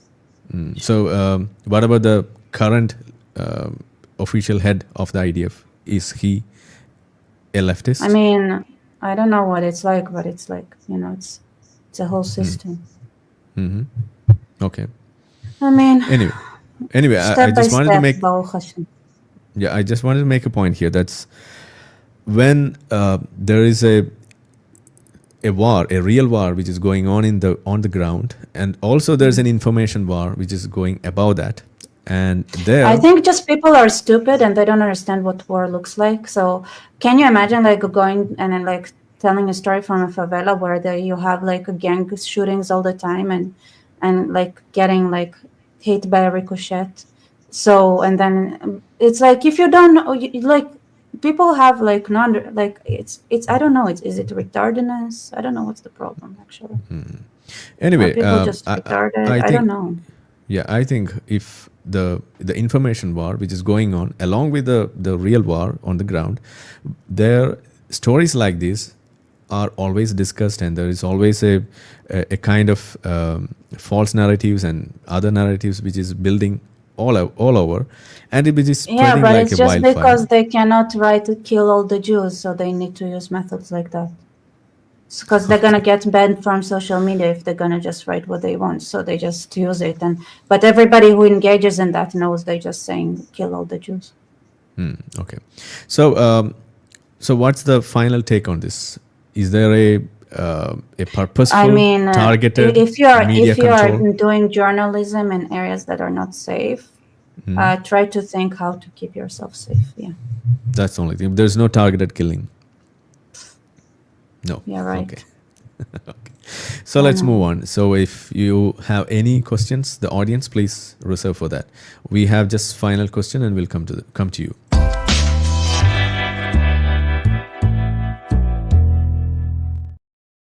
And this is the final one. That's about the Nakba. So that's the recently there That's was a what I. Nakba day. Yeah, the Nakba day, and there was always, as usual, the Nakba victims, the victim cries on one side, and the other side we had the stories by the Jewish supporters, the Israeli supporters, who was giving the opposite versions of the real story, how the Nakba happened, and what exactly was not Nakba, and all those things, and also some of the details that you were trying to. Maybe we should do it again. You know, nobody, like I said before, nobody talks about the Just give million a historical Christians. perspective, historical So, elaboration of what Nakba is for our so audience, in for the so and dummies. for the dummies. Okay, so what Yeah. happened was is just in general Jews are kind of stupid. So instead of expelling the Arabs that lived in the land that were fighting against them, they were like, hey, let's cooperate. Luckily, the Arab armies were like, if you're going to be in the ground, it's going to be harder for us to slaughter the Jews, so evacuate. So 700 people decided to evacuate, so it would be easier for the Arab armies who were properly, had the equipment and everything to genocide the Jews. Unfortunately, they failed to genocide the Jews, so they were just out of the country. Anyway, yeah, that's the story. At the same time, of course, 1 million Jews were expelled from Muslim countries. And what I said, like, I mean, at least Christians, yeah. 850,000. And nobody talks about it, but also 1 million Christians were displaced from Muslim countries at the same time. Which And all nobody talks Muslim about countries. it because it doesn't fit the narrative of So yeah, so when Arab versus like Muslim versus Jews, like population swap, because the Christians don't fit that narrative. So yeah, so which were the countries involved in this? The Arab and the other ones. Can you just name them? Iraq. I mean Egypt. Like I mean it was in That phases. area, I think Saudi Morocco. Arabia, yeah. Saudi That area. Saudi Arabia does not allow Jordan. anyone who is not Muslim Yeah. to live in their Okay. territories. Muslim was just an empty Jordan was an empty desert. Nobody lived there. Okay. There weren't even Arabs living there. It was very empty. So in one sentence, Nakba is a lie. Is it? No, because I mean so it is a lie because it's not about the ethnic cleansing. I actually have a photo of the original this description of the Nakba. What is that? You have it? So I need to look for that photo. It's a genius, it's really nice. It's one. I haven't seen that anyway. You don't? So it's from an old newsletter where it actually said, so the Arabs had declared a Nakba, And it was not about the displaced Palestinians, it was about the failed genocide of the Jews. Like, this is how they announced it. Like, that the disaster was the failure to genocide the Jews and not the displacement of Arabs. This is, and with time, it was, it became kind of like, oh, it's not something we're supposed to be saying now. So they turned into that. But the original Nakba, like when they announced the Nakba originally, this is not how they had this. This is not how they described it. It's not what the disaster was about. Okay. So Nakba. Can you define Nakba for dummies?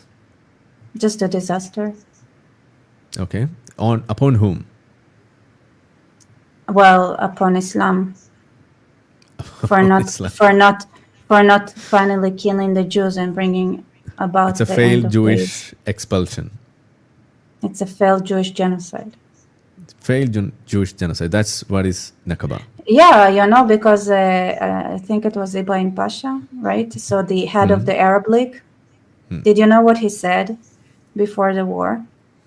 He said it's going to be a massacre that would be remembered, like the Tartar massacres and the Mongolian massacres. It would be a massacre that, in a scales that there, in magnanimous scales, like that's what he promised. Like, this was the promise to massacre all the Jews, and they failed. But that didn't happen. Yeah, miserably failed. Okay, so there's no point in sad. So crying. Sad. Why? Like, just like that's what I said. Like, you have to look at those things from an Islamic point of view. Their Nakba is the failure to kill. Okay. Anyway, so I'm done with my questions, and I think we can go with the questions and the comments by the audience. How about that? Yeah.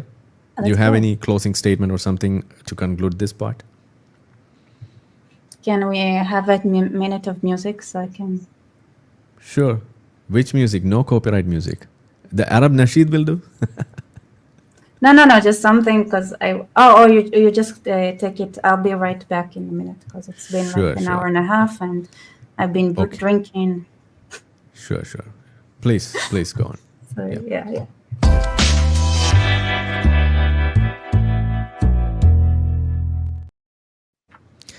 So we have completed the initial question, and we'll be back with the opinions and the questions from the audience, and she'll be back here in a moment. She wanted to take some water.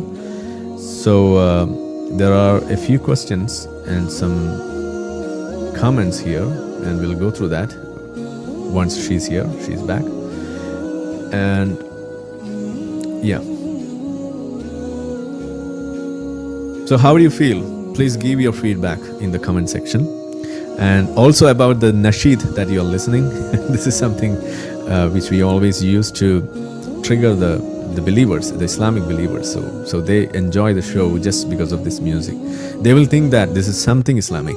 That's the idea behind this music. So please bear with that. And I'm saying this for the audience who have joined us for the first time, because it's something which is so usual in our place, in my shows otherwise. But this is something which I have few other places too where it's streamed now. So for them it will be something new. That's why. So please let me know your opinions, your comments, and there are some people who are making a lot of noise. We'll come to them, come to you, don't worry.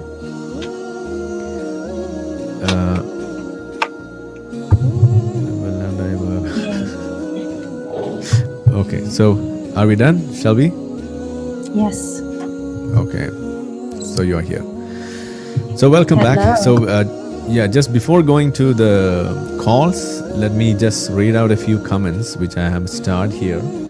So that's the end of the music, the nasheed. The nasheed is for the believers here, because they will think that this is something for them. At least by that reason they will start listening. So it's a question for you.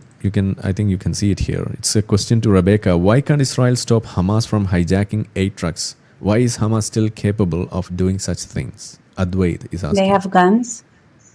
They have guns.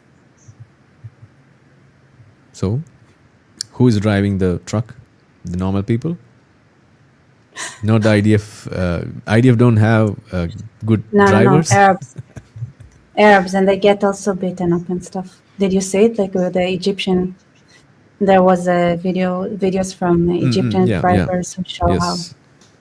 Okay, I've seen that. Yeah, the only way is to seize Gaza completely and take it and dismantle Hamas completely. As long as they have guns, they can do that. So I think IDF should open a truck driver regimen for the drivers, and you equip all the aid in a specific some military trucks so that can be delivered safely.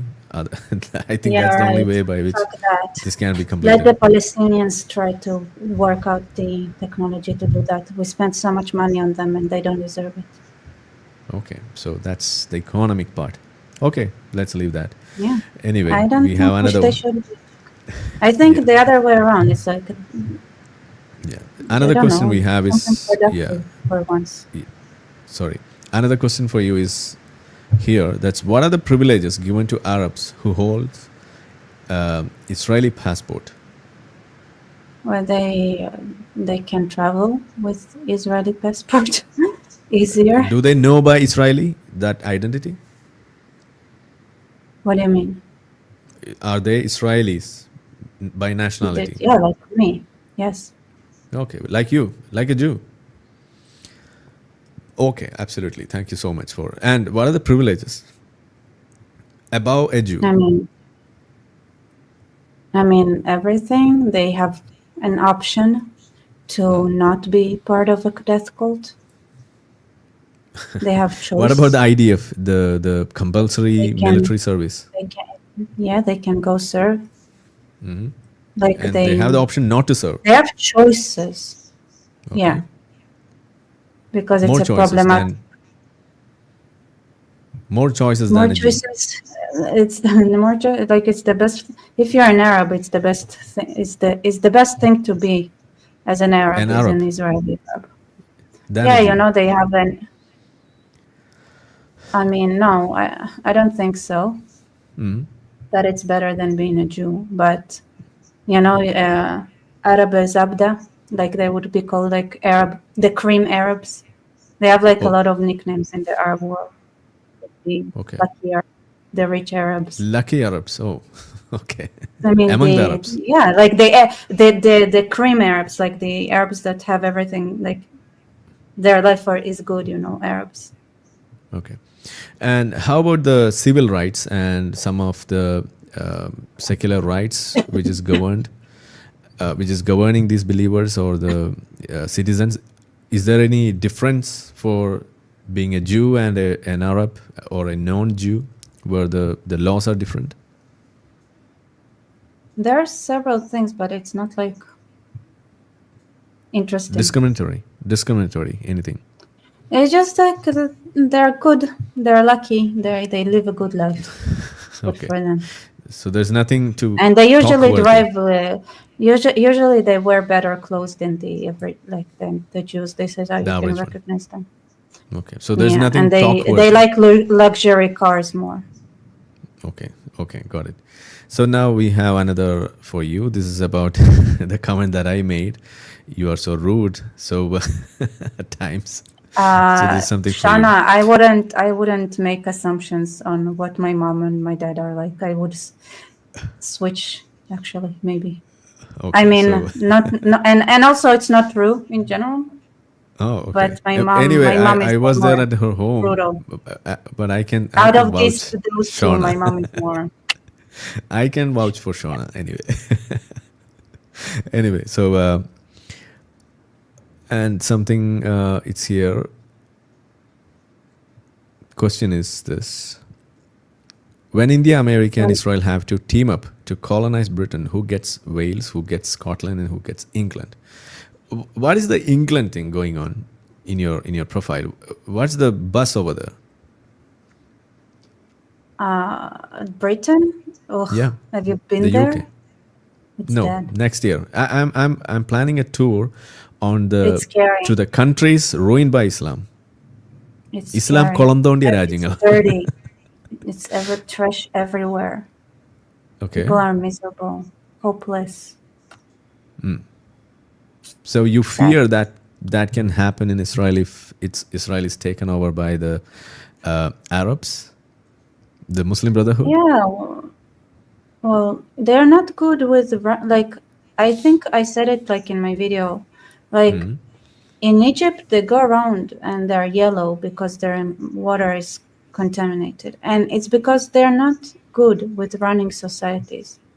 And you know, Britain used to be clean, and you had like facilities. When you get Muslims that take over, then you're not going to have the same facilities, and you're not going to have the same living standards, and it's not the same management, and nobody cares about nobody. They only care about themselves.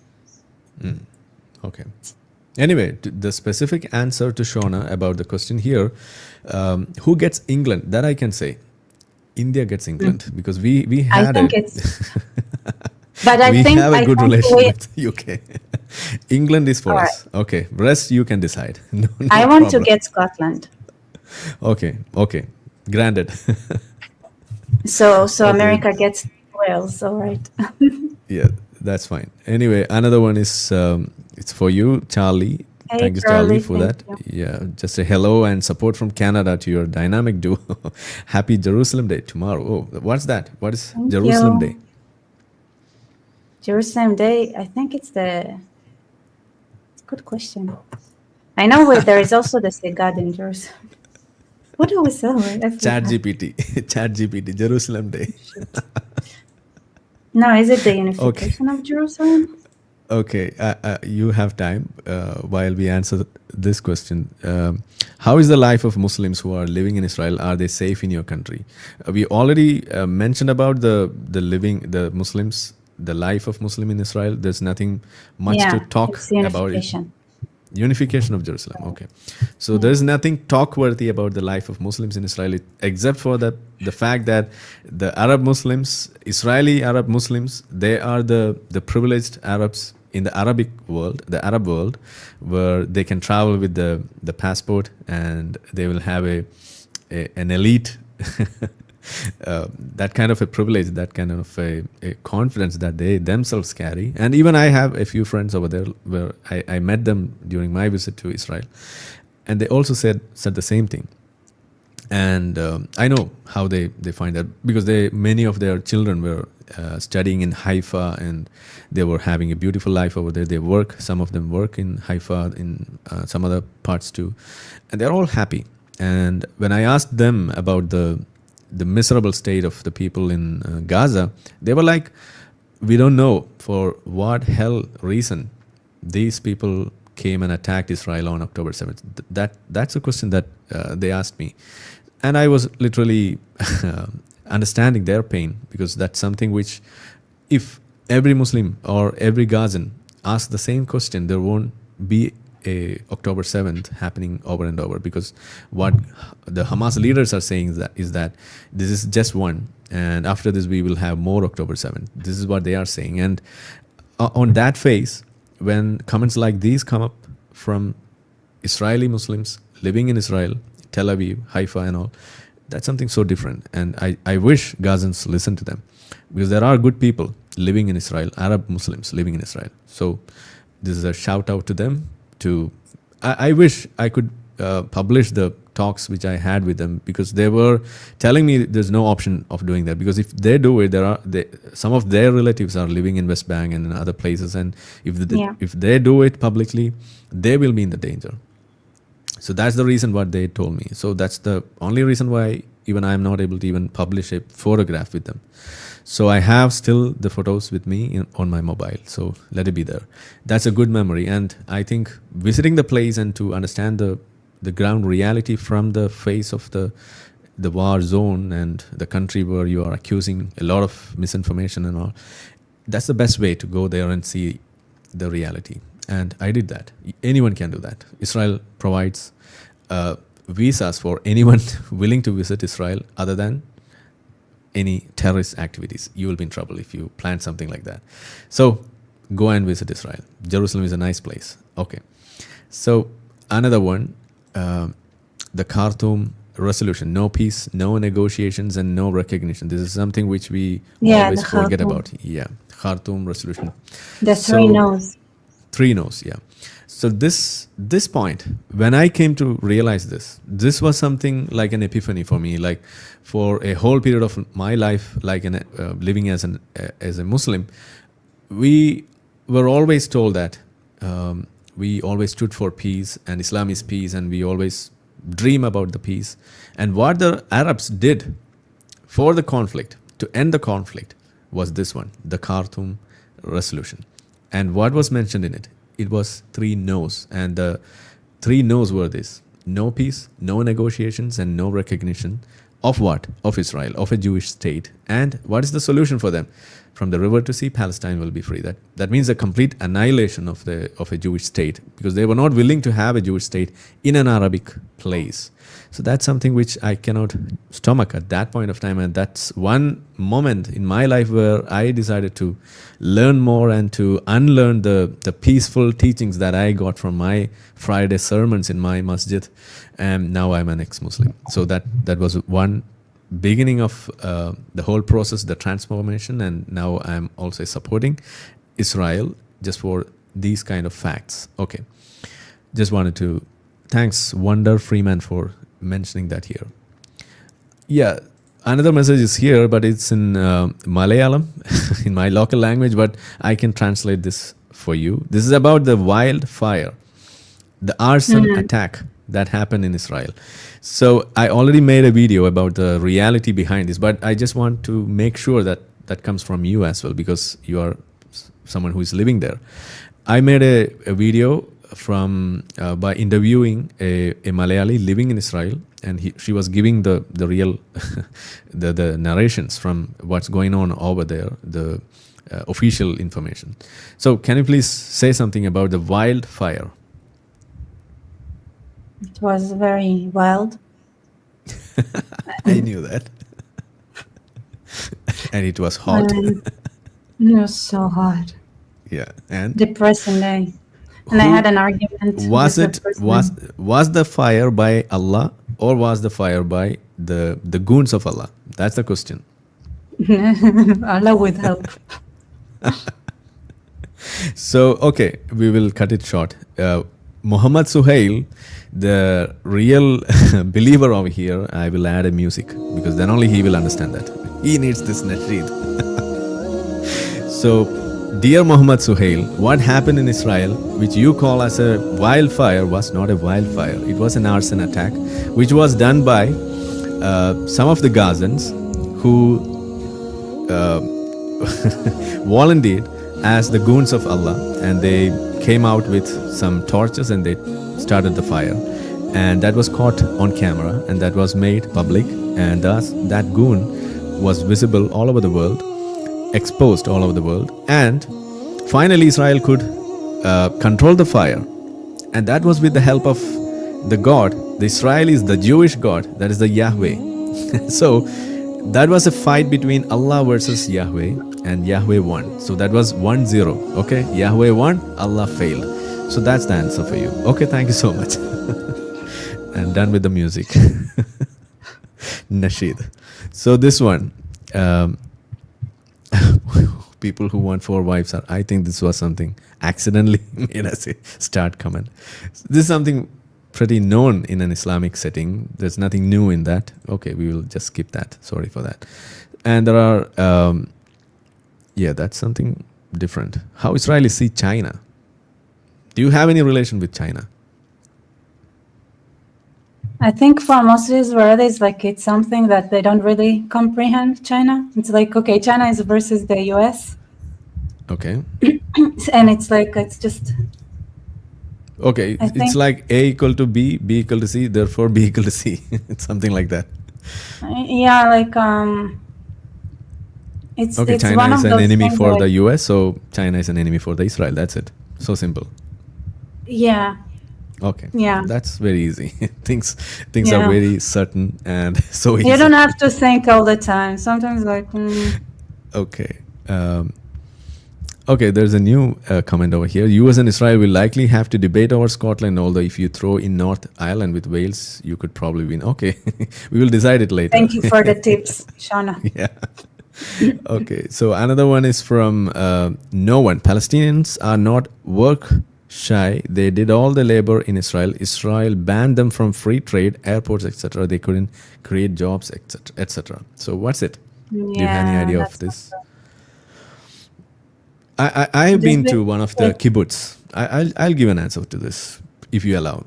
Okay, I've been to one of the kibbutz in Israel in the region close to Gaza. That's the Neri and what's the name of that kibbutz?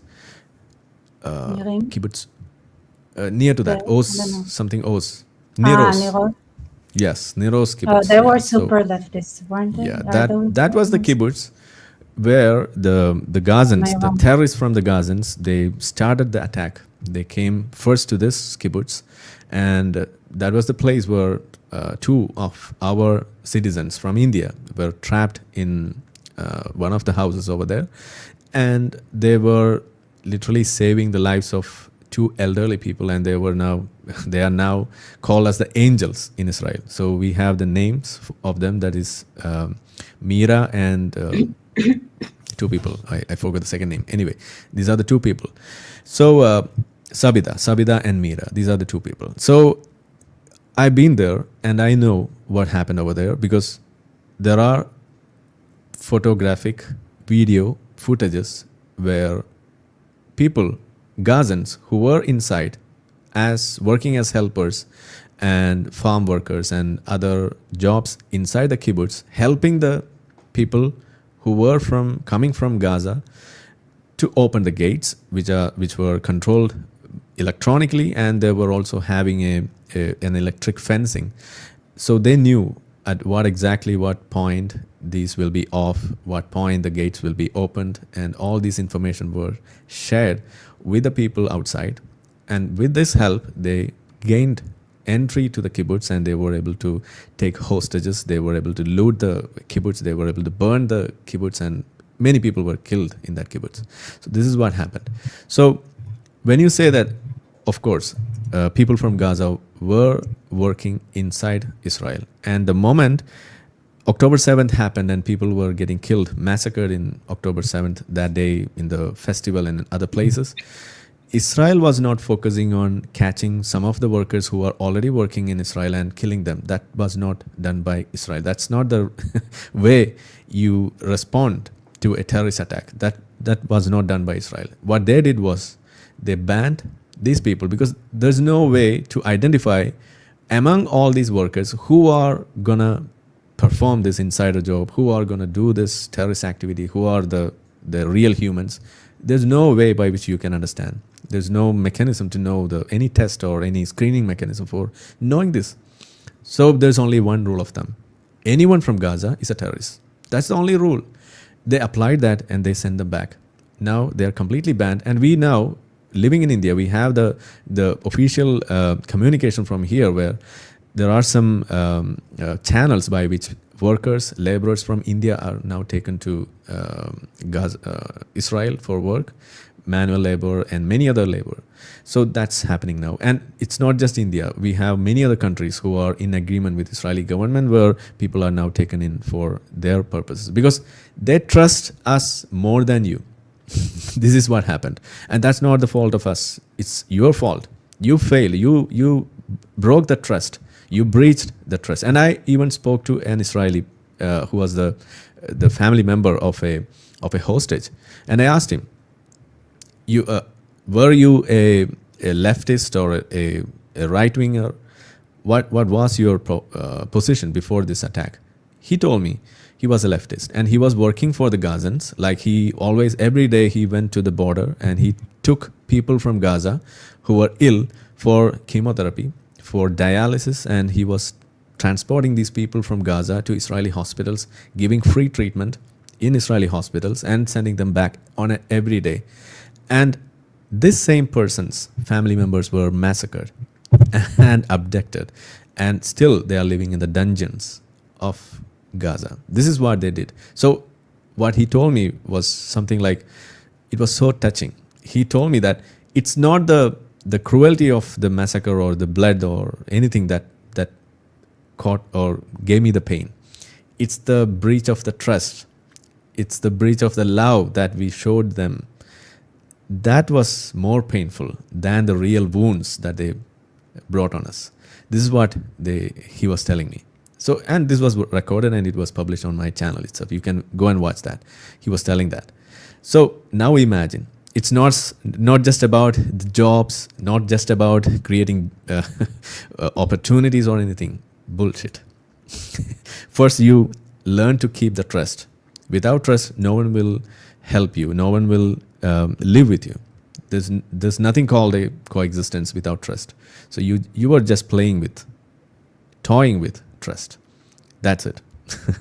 I think that will do. Okay, anything to add on to that?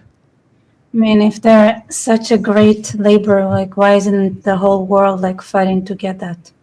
Everybody wants good labor.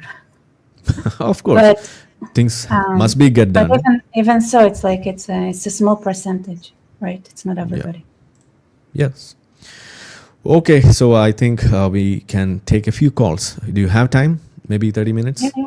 Yeah, let's Okay. do it. I just am afraid for my camera battery, so maybe I'll just you know what? I'll prepare a backup camera. Sure, you can. I'll just like So- and then in the worst case scenario, if like my camera like detaches, then That day when I was there, also, I asked you to buy a external power bank. What do you say? The right, USB. and I forgot. You have to do that because there's And an I option for that. forget. Dummy battery. I'm using that. Okay. Oh yeah, I know. I Yeah, know so you it have to- exists. But Okay, anyway. do I know good enough to remember? Okay, so let's take the calls. You can call.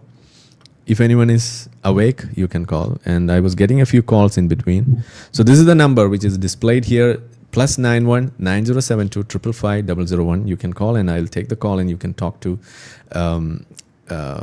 Rebecca. You can speak directly. You can ask and beat her. The call is here. Hello. Hello. Hi, is this Arif from the live with Rebecca Bassef? Yep. Arif speaking. Rebecca is here. She's listening to you. May I know you? Who are you? Yeah, so I'm the guy who's no one. Ah, great. Thank you so Hi, much for Noah. joining with us. Yeah. Can you hear Rebecca? Hi. Sorry. Yeah. This is for both of you actually, because I think both of you have knowledge. So I just want to say I'm not Palestinian. I'm a British Indian. Mm-hmm. I really respect Israel with a lot of. I really respect Israel, and I really respect Jewish people. And my only criticisms of Israel was that I always thought, looking at the resources that I had available, that Israelis did a lot to restrict the ability of Palestinians to develop an independent economy. That's why. Because they heavily controlled exports and imports. And they obviously didn't let Palestinians have access to free trade via, seaports. They didn't have access to, their airspace. Also, under the Oslo Accords, Palestinians couldn't have their own currency. Moreover, Palestinians also had to get Israeli permission to develop new broadband. For example, there was this whole controversy about 4G and 5G. And I'm just saying, in conditions like this, is it really possible for Palestinians to actually develop a successful economy? Okay. I mean, Rebecca, please go ahead.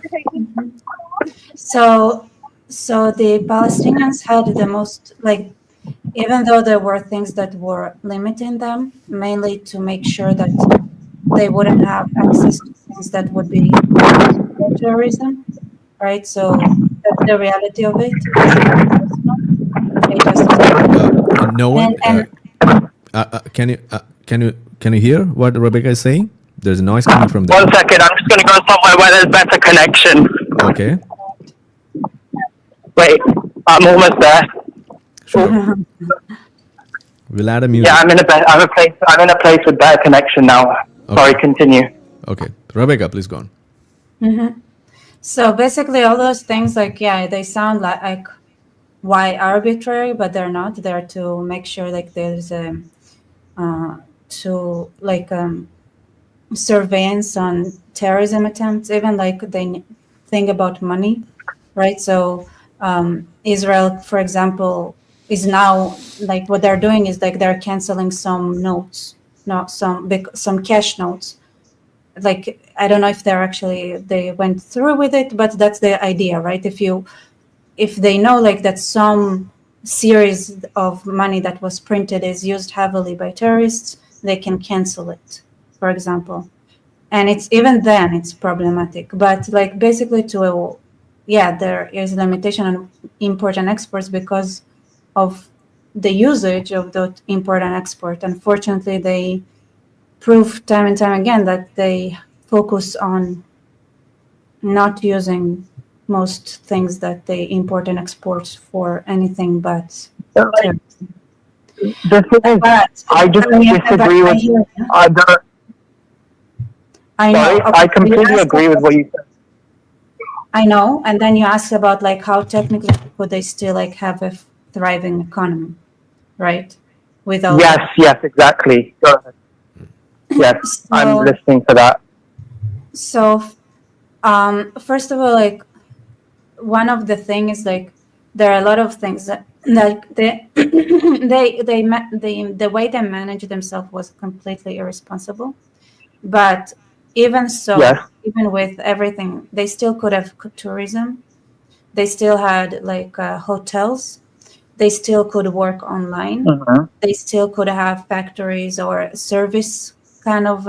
They could have like they could have been also a tax haven, right? They could have been a lot of things, and they have so much support from around the world that they could have leveraged, but they chose not to.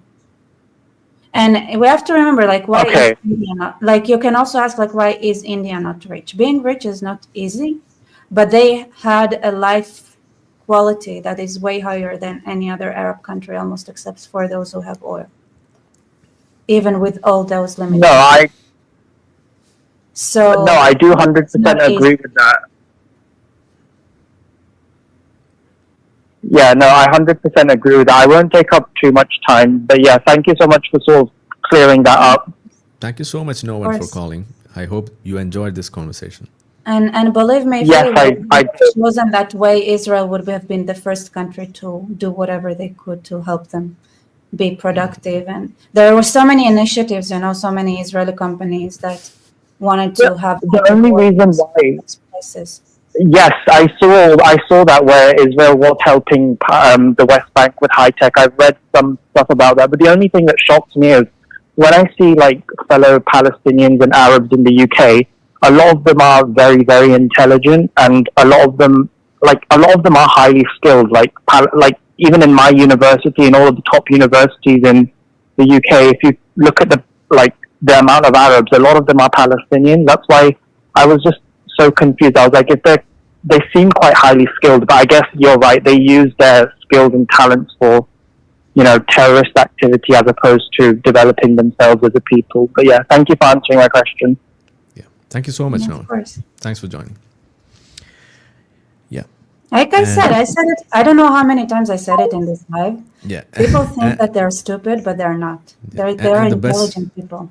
Yeah, and the best part is that if you want to see what was there in Gaza, the best way is to look at the videos that they make now to show that Gaza was a paradise. Before it was a prison. Okay, who is this? Thank you. Yeah. Thanks. Hi. Yeah. I'm really happy to connect on a call with you. Thank you. And it's been a long time, and more than a social media influencer, I believe like you are a social reformer with your thoughts, not just in the community, Islamic community, but also across multiple other communities. Right? So that's a great thing. Today. Yeah. That's Rebecca. And yeah. I think it's her turn. Your turn is to say something good about her as well. It's okay. You can get some attention.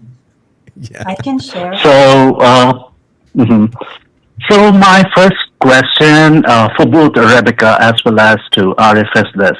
Really sorry I couldn't reveal my identity because I'm also a media person and I'm a little known in the corporate circles as well. Great. So that's why I'm not revealing my name. I hope it's fine, right? No problem. Go ahead.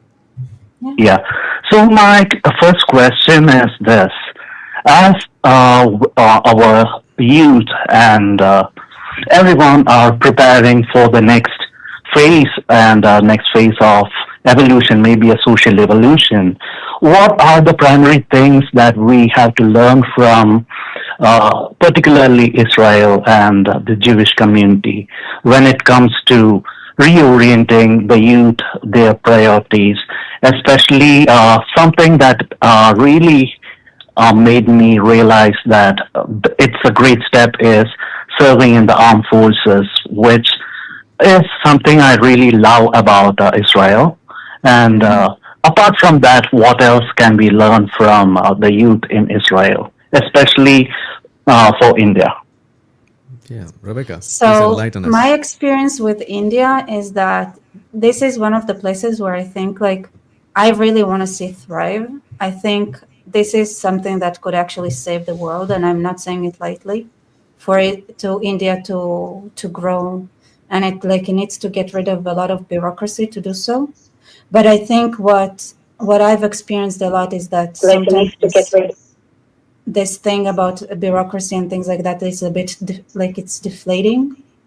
And I want Indians to be strong in their faith and like be people who believe they can make a change, right? So I think one of the things I've noticed, and I think it's true for Hinduism, like this mentality, okay, like of a next life kind of mentality.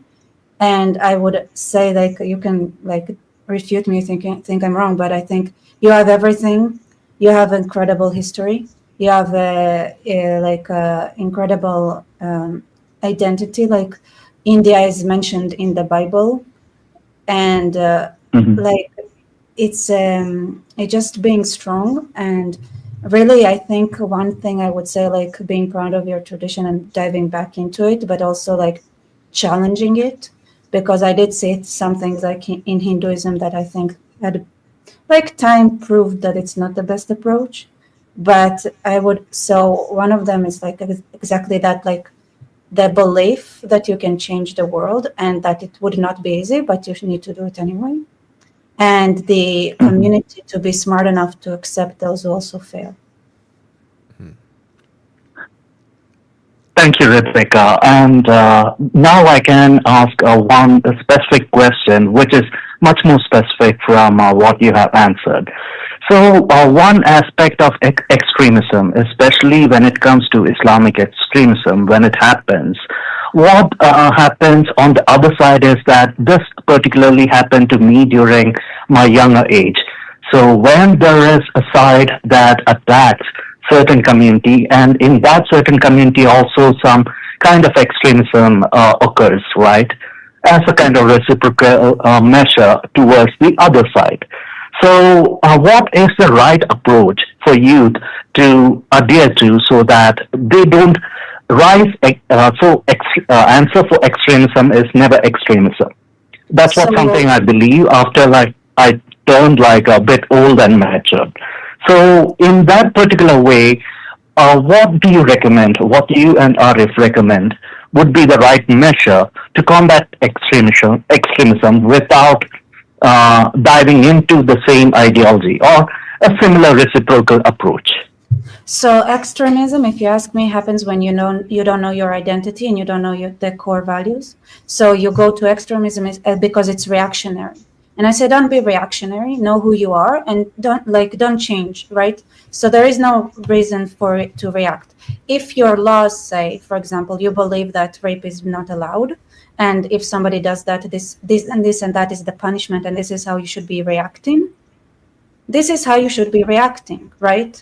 You follow through. Mm-hmm. So it's not about extremism. It's like, okay, in that case, my belief is that this is the proper reaction. It's regardless of it's not reactionary in a sense that, oh, it just happened to me and I want to like revenge. It's like, no, the proper punishment for this and this and that is that.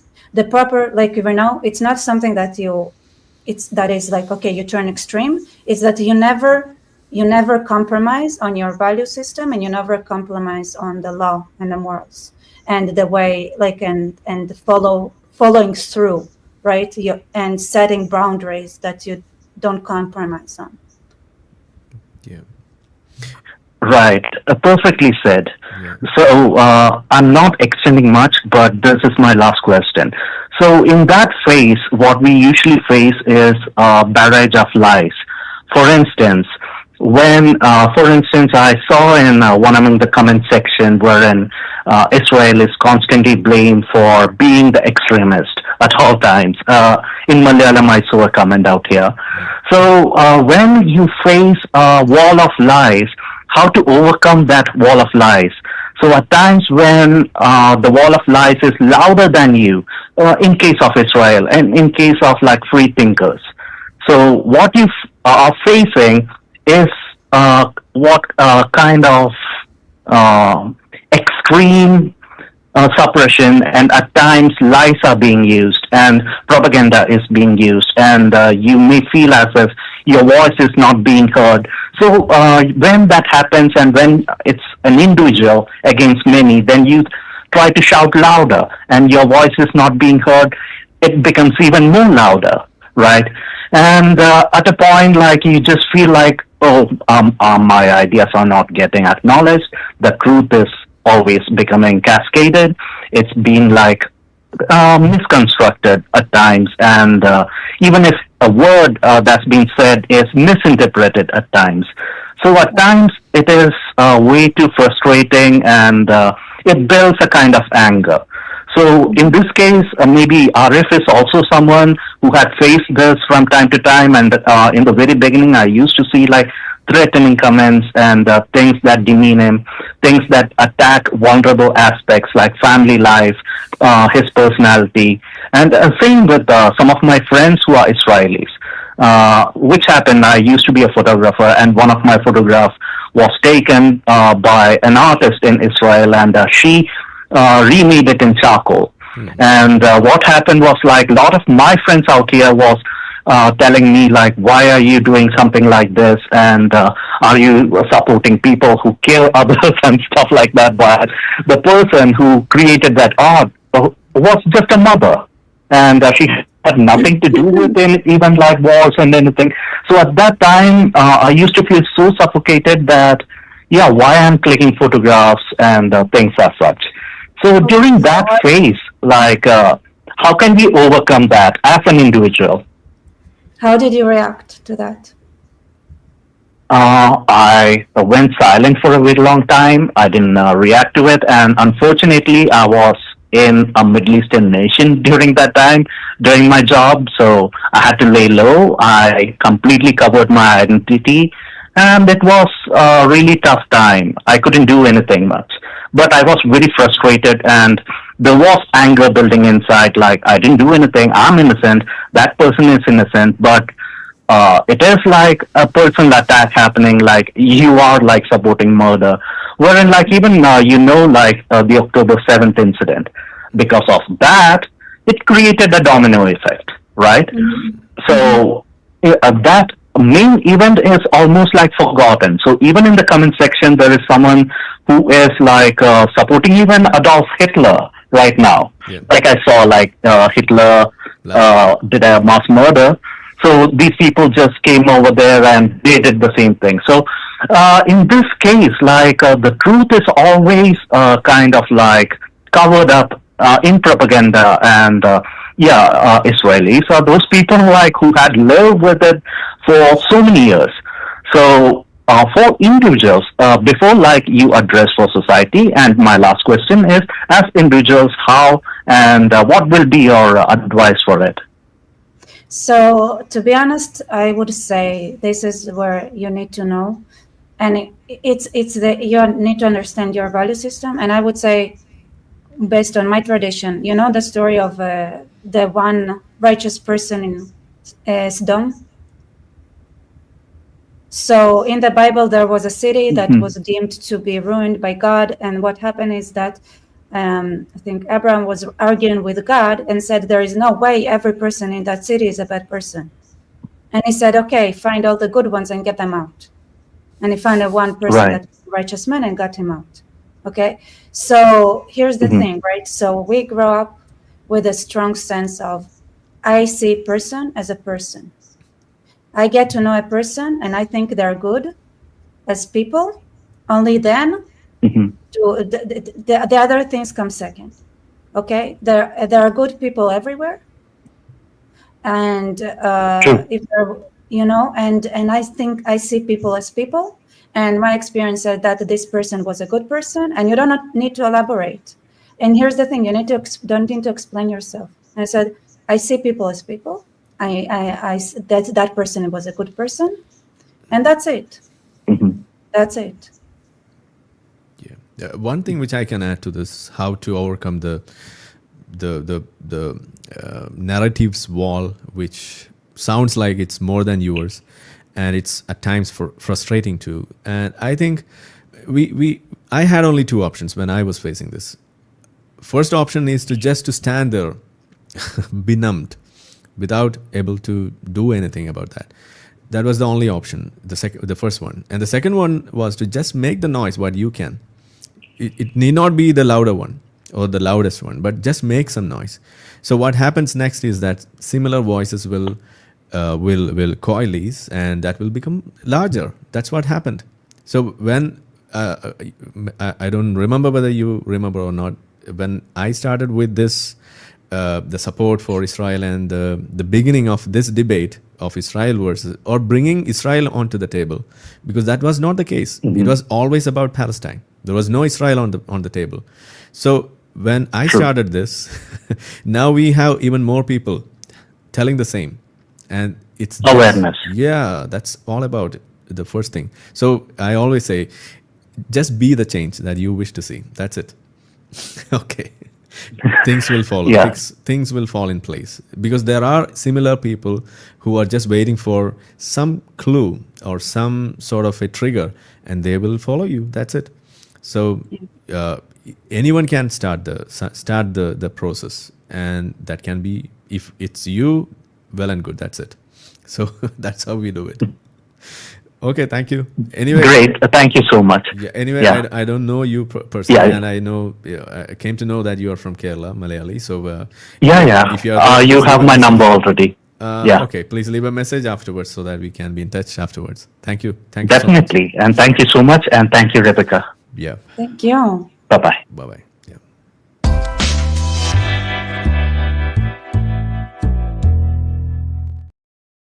Yeah, that was nice. That was a good call. Two callers. Actually, the first thing that, like, the first direction he took you to, I was also thinking, like, the only difference between a lunatic and a movement is one person. Yep. You Anyway, just find one person who thinks like you. That's it. But to That's do it, that, that's you it. have to be the lunatic who says what they think. things will follow.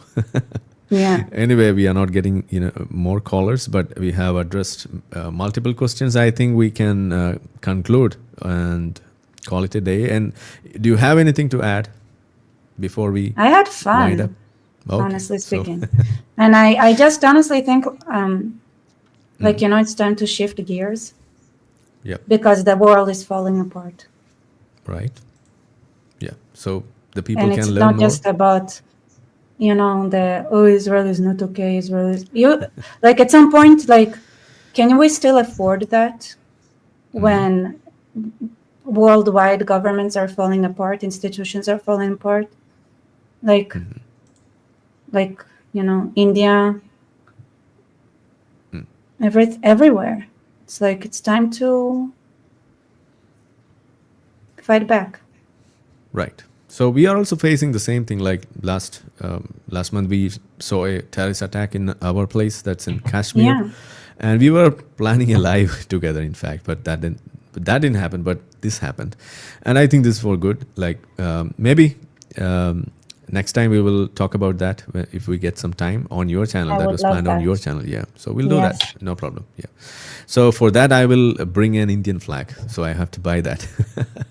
Anyway, I've been invited for the Independence Day celebration for Israel in the Indian consulate here, so I'll be attending that on 5th of June. So yeah, so I'm a guest for that event. So I hope we will get some sort of new experience from that event, and that's something happening for the first time for me. So I'll make a video over that too. So thank you so much, Rebecca, for joining with us today, and for Thank all you the for having audience me, here, and the thank friends. you for letting me speak freely, because I know a lot of. I don't do what a lot of other Hezbollah people do. I hate it personally.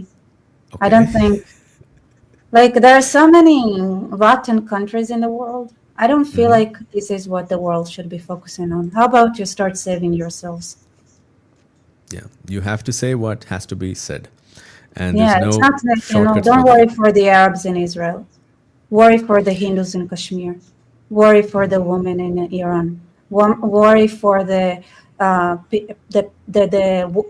working class in England. There's so much to worry about. The Druze in Syria, the Christians in the Congo and in Nigeria and everywhere. Like, So they don't anyway, deserve all this worry.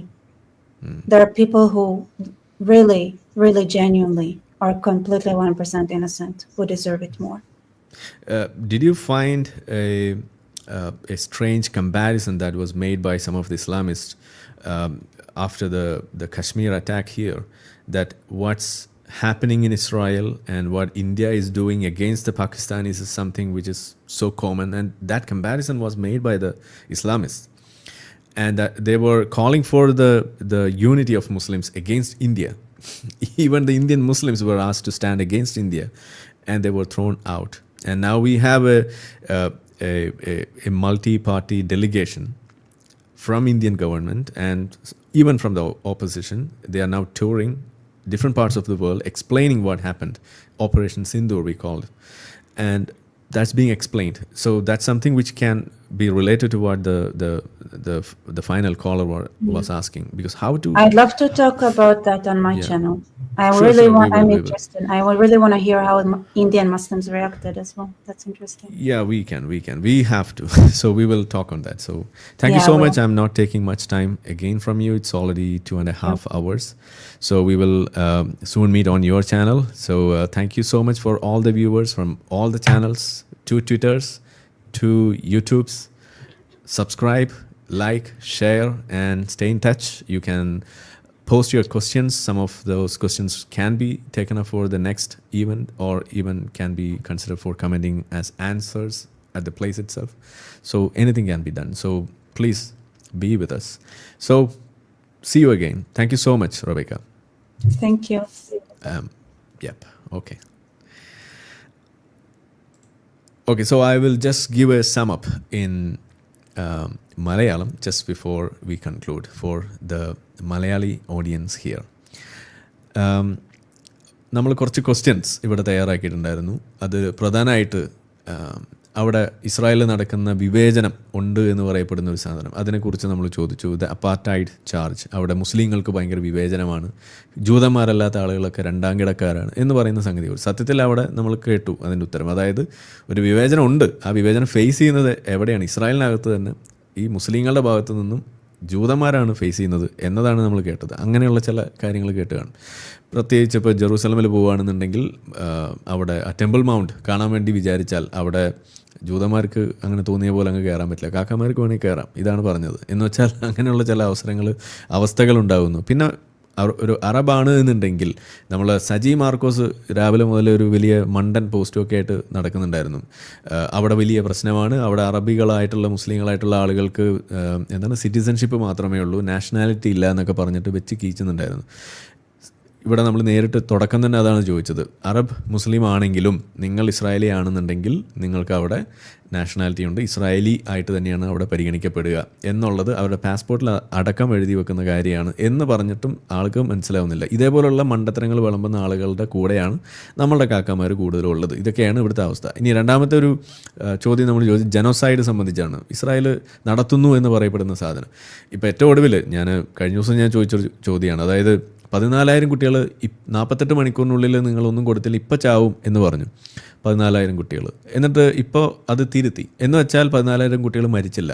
അപ്പോൾ ഇനി നിങ്ങൾ സമ്മതിക്കുമോ അവിടെ genocide ഇല്ല? ഇതാണ് നമ്മളന്ന് ചോദിച്ചത്. അപ്പോൾ ഇങ്ങനെ മരിച്ചു എന്നൊക്കെ പറഞ്ഞിട്ടുള്ള പല നുണക്കഥകൾ പറഞ്ഞു വെച്ചുകൊണ്ട് ഇപ്പോഴും നിങ്ങളെ തെറ്റിദ്ധരിപ്പിക്കുന്നതാണ്. ഇത് കയ്യോടെ പിടികൂടി ഇത് തെറ്റിദ്ധരിപ്പിക്കലാണ് എന്നുള്ളത്. ഇതിന് മുന്നേയും ഇതൊക്കെ തന്നെയാണ് നടന്നുകൊണ്ടിരുന്നത് സത്യത്തിൽ. ഇതാണ് നമ്മൾ പറഞ്ഞു വെക്കുന്നത്. ഏതായാലും ആ ചോദ്യം ഇവിടെ നമ്മൾ ചോദിച്ചിരുന്നു. അതിൻ്റെ മറ്റു കാര്യങ്ങൾ ഇവിടെ ഡിസ്കസ് ചെയ്തു. നിങ്ങൾക്കത് റീപ്ലൈ ചെയ്ത് കാണാം, കേൾക്കാം. ഇതാണ് അതിൽ ചോദിക്കുന്നത്. ഇനി അതേപോലെ ഈ അറസ്റ്റ് വാറണ്ട് ICC അതൊരു വൻ കോമഡിയാണെന്നുള്ളതാണ് ഇതിൽ ഏറ്റവും പ്രധാനപ്പെട്ട കാര്യം. കാരണം ഇതിൻ്റെ കരീം ഖാൻ പുള്ളി ഒരു ഇസ്ലാമിസ്റ്റാണ്. മാത്രമല്ല പുള്ളി ഈ അടുത്ത് ഒരു റേപ്പ് കേസിൽ അറസ്റ്റ് ചെയ്യപ്പെടുകയും കൂടി ചെയ്തിട്ടുള്ള ഒരാളാണ്. ഇതാണ് അതിൻ്റെ ഒരു വലിയ കോമഡി. അപ്പോൾ അതുകൊണ്ട് തന്നെ ഇത് ഇസ്രായേലിനെ സംബന്ധിച്ചിടത്തോളം ഇത് അവർ സീരിയസ് ആയിട്ട് എടുക്കുന്ന ഒരു സാധനമല്ല. ഇത് അവർ കുട്ടിക്കളിയായിട്ട് കാണുന്ന ഒരു കാര്യമാണ് എന്നുള്ളതാണ് ഇതിൽ തമാശ. ഇതൊരു വൻ കോമഡിയാണ് എന്നതാണ് ഇതിൻ്റെ ഒരു പ്രശ്നം. അപ്പോൾ ICC വാറൻറ്റിൻ്റെ ഒക്കെ വില അത്രയേ ഉള്ളൂ എന്നതാണ്. ഇനി ഹമാസ് ഒറിജിൻ നമ്മൾ പറഞ്ഞു മടുത്ത കാര്യമാണ്. അതായത് ഇസ്രായേലും ഒക്കെ കൂടി ഉണ്ടാക്കിയിട്ടുള്ള സാധനമാണ്. അതുപോലെ ഈവൻ ഇസ്രായേലിനകത്തുള്ള ആളുകൾ വരെ അക്യൂസ് ചെയ്യുന്ന ഒരു കാര്യമാണെന്നുള്ളതാണ് നമ്മൾ പറയാറ്. ഞാൻ പറയുന്നു ഇനി അങ്ങനെ ഇസ്രായേൽ ഉണ്ടാക്കിയതാണെന്ന് തന്നെ കൂട്ടുക. ആ പേരിലെങ്കിലും നിങ്ങൾ ഈ ഹമാസിന് കൊടുക്കുന്ന ആ ഒരു സപ്പോർട്ട് ഒന്ന് കുറയ്ക്കുക പ്ലീസ്. ഇതാണ് എൻ്റെ വിനീതമായ അഭ്യർത്ഥന.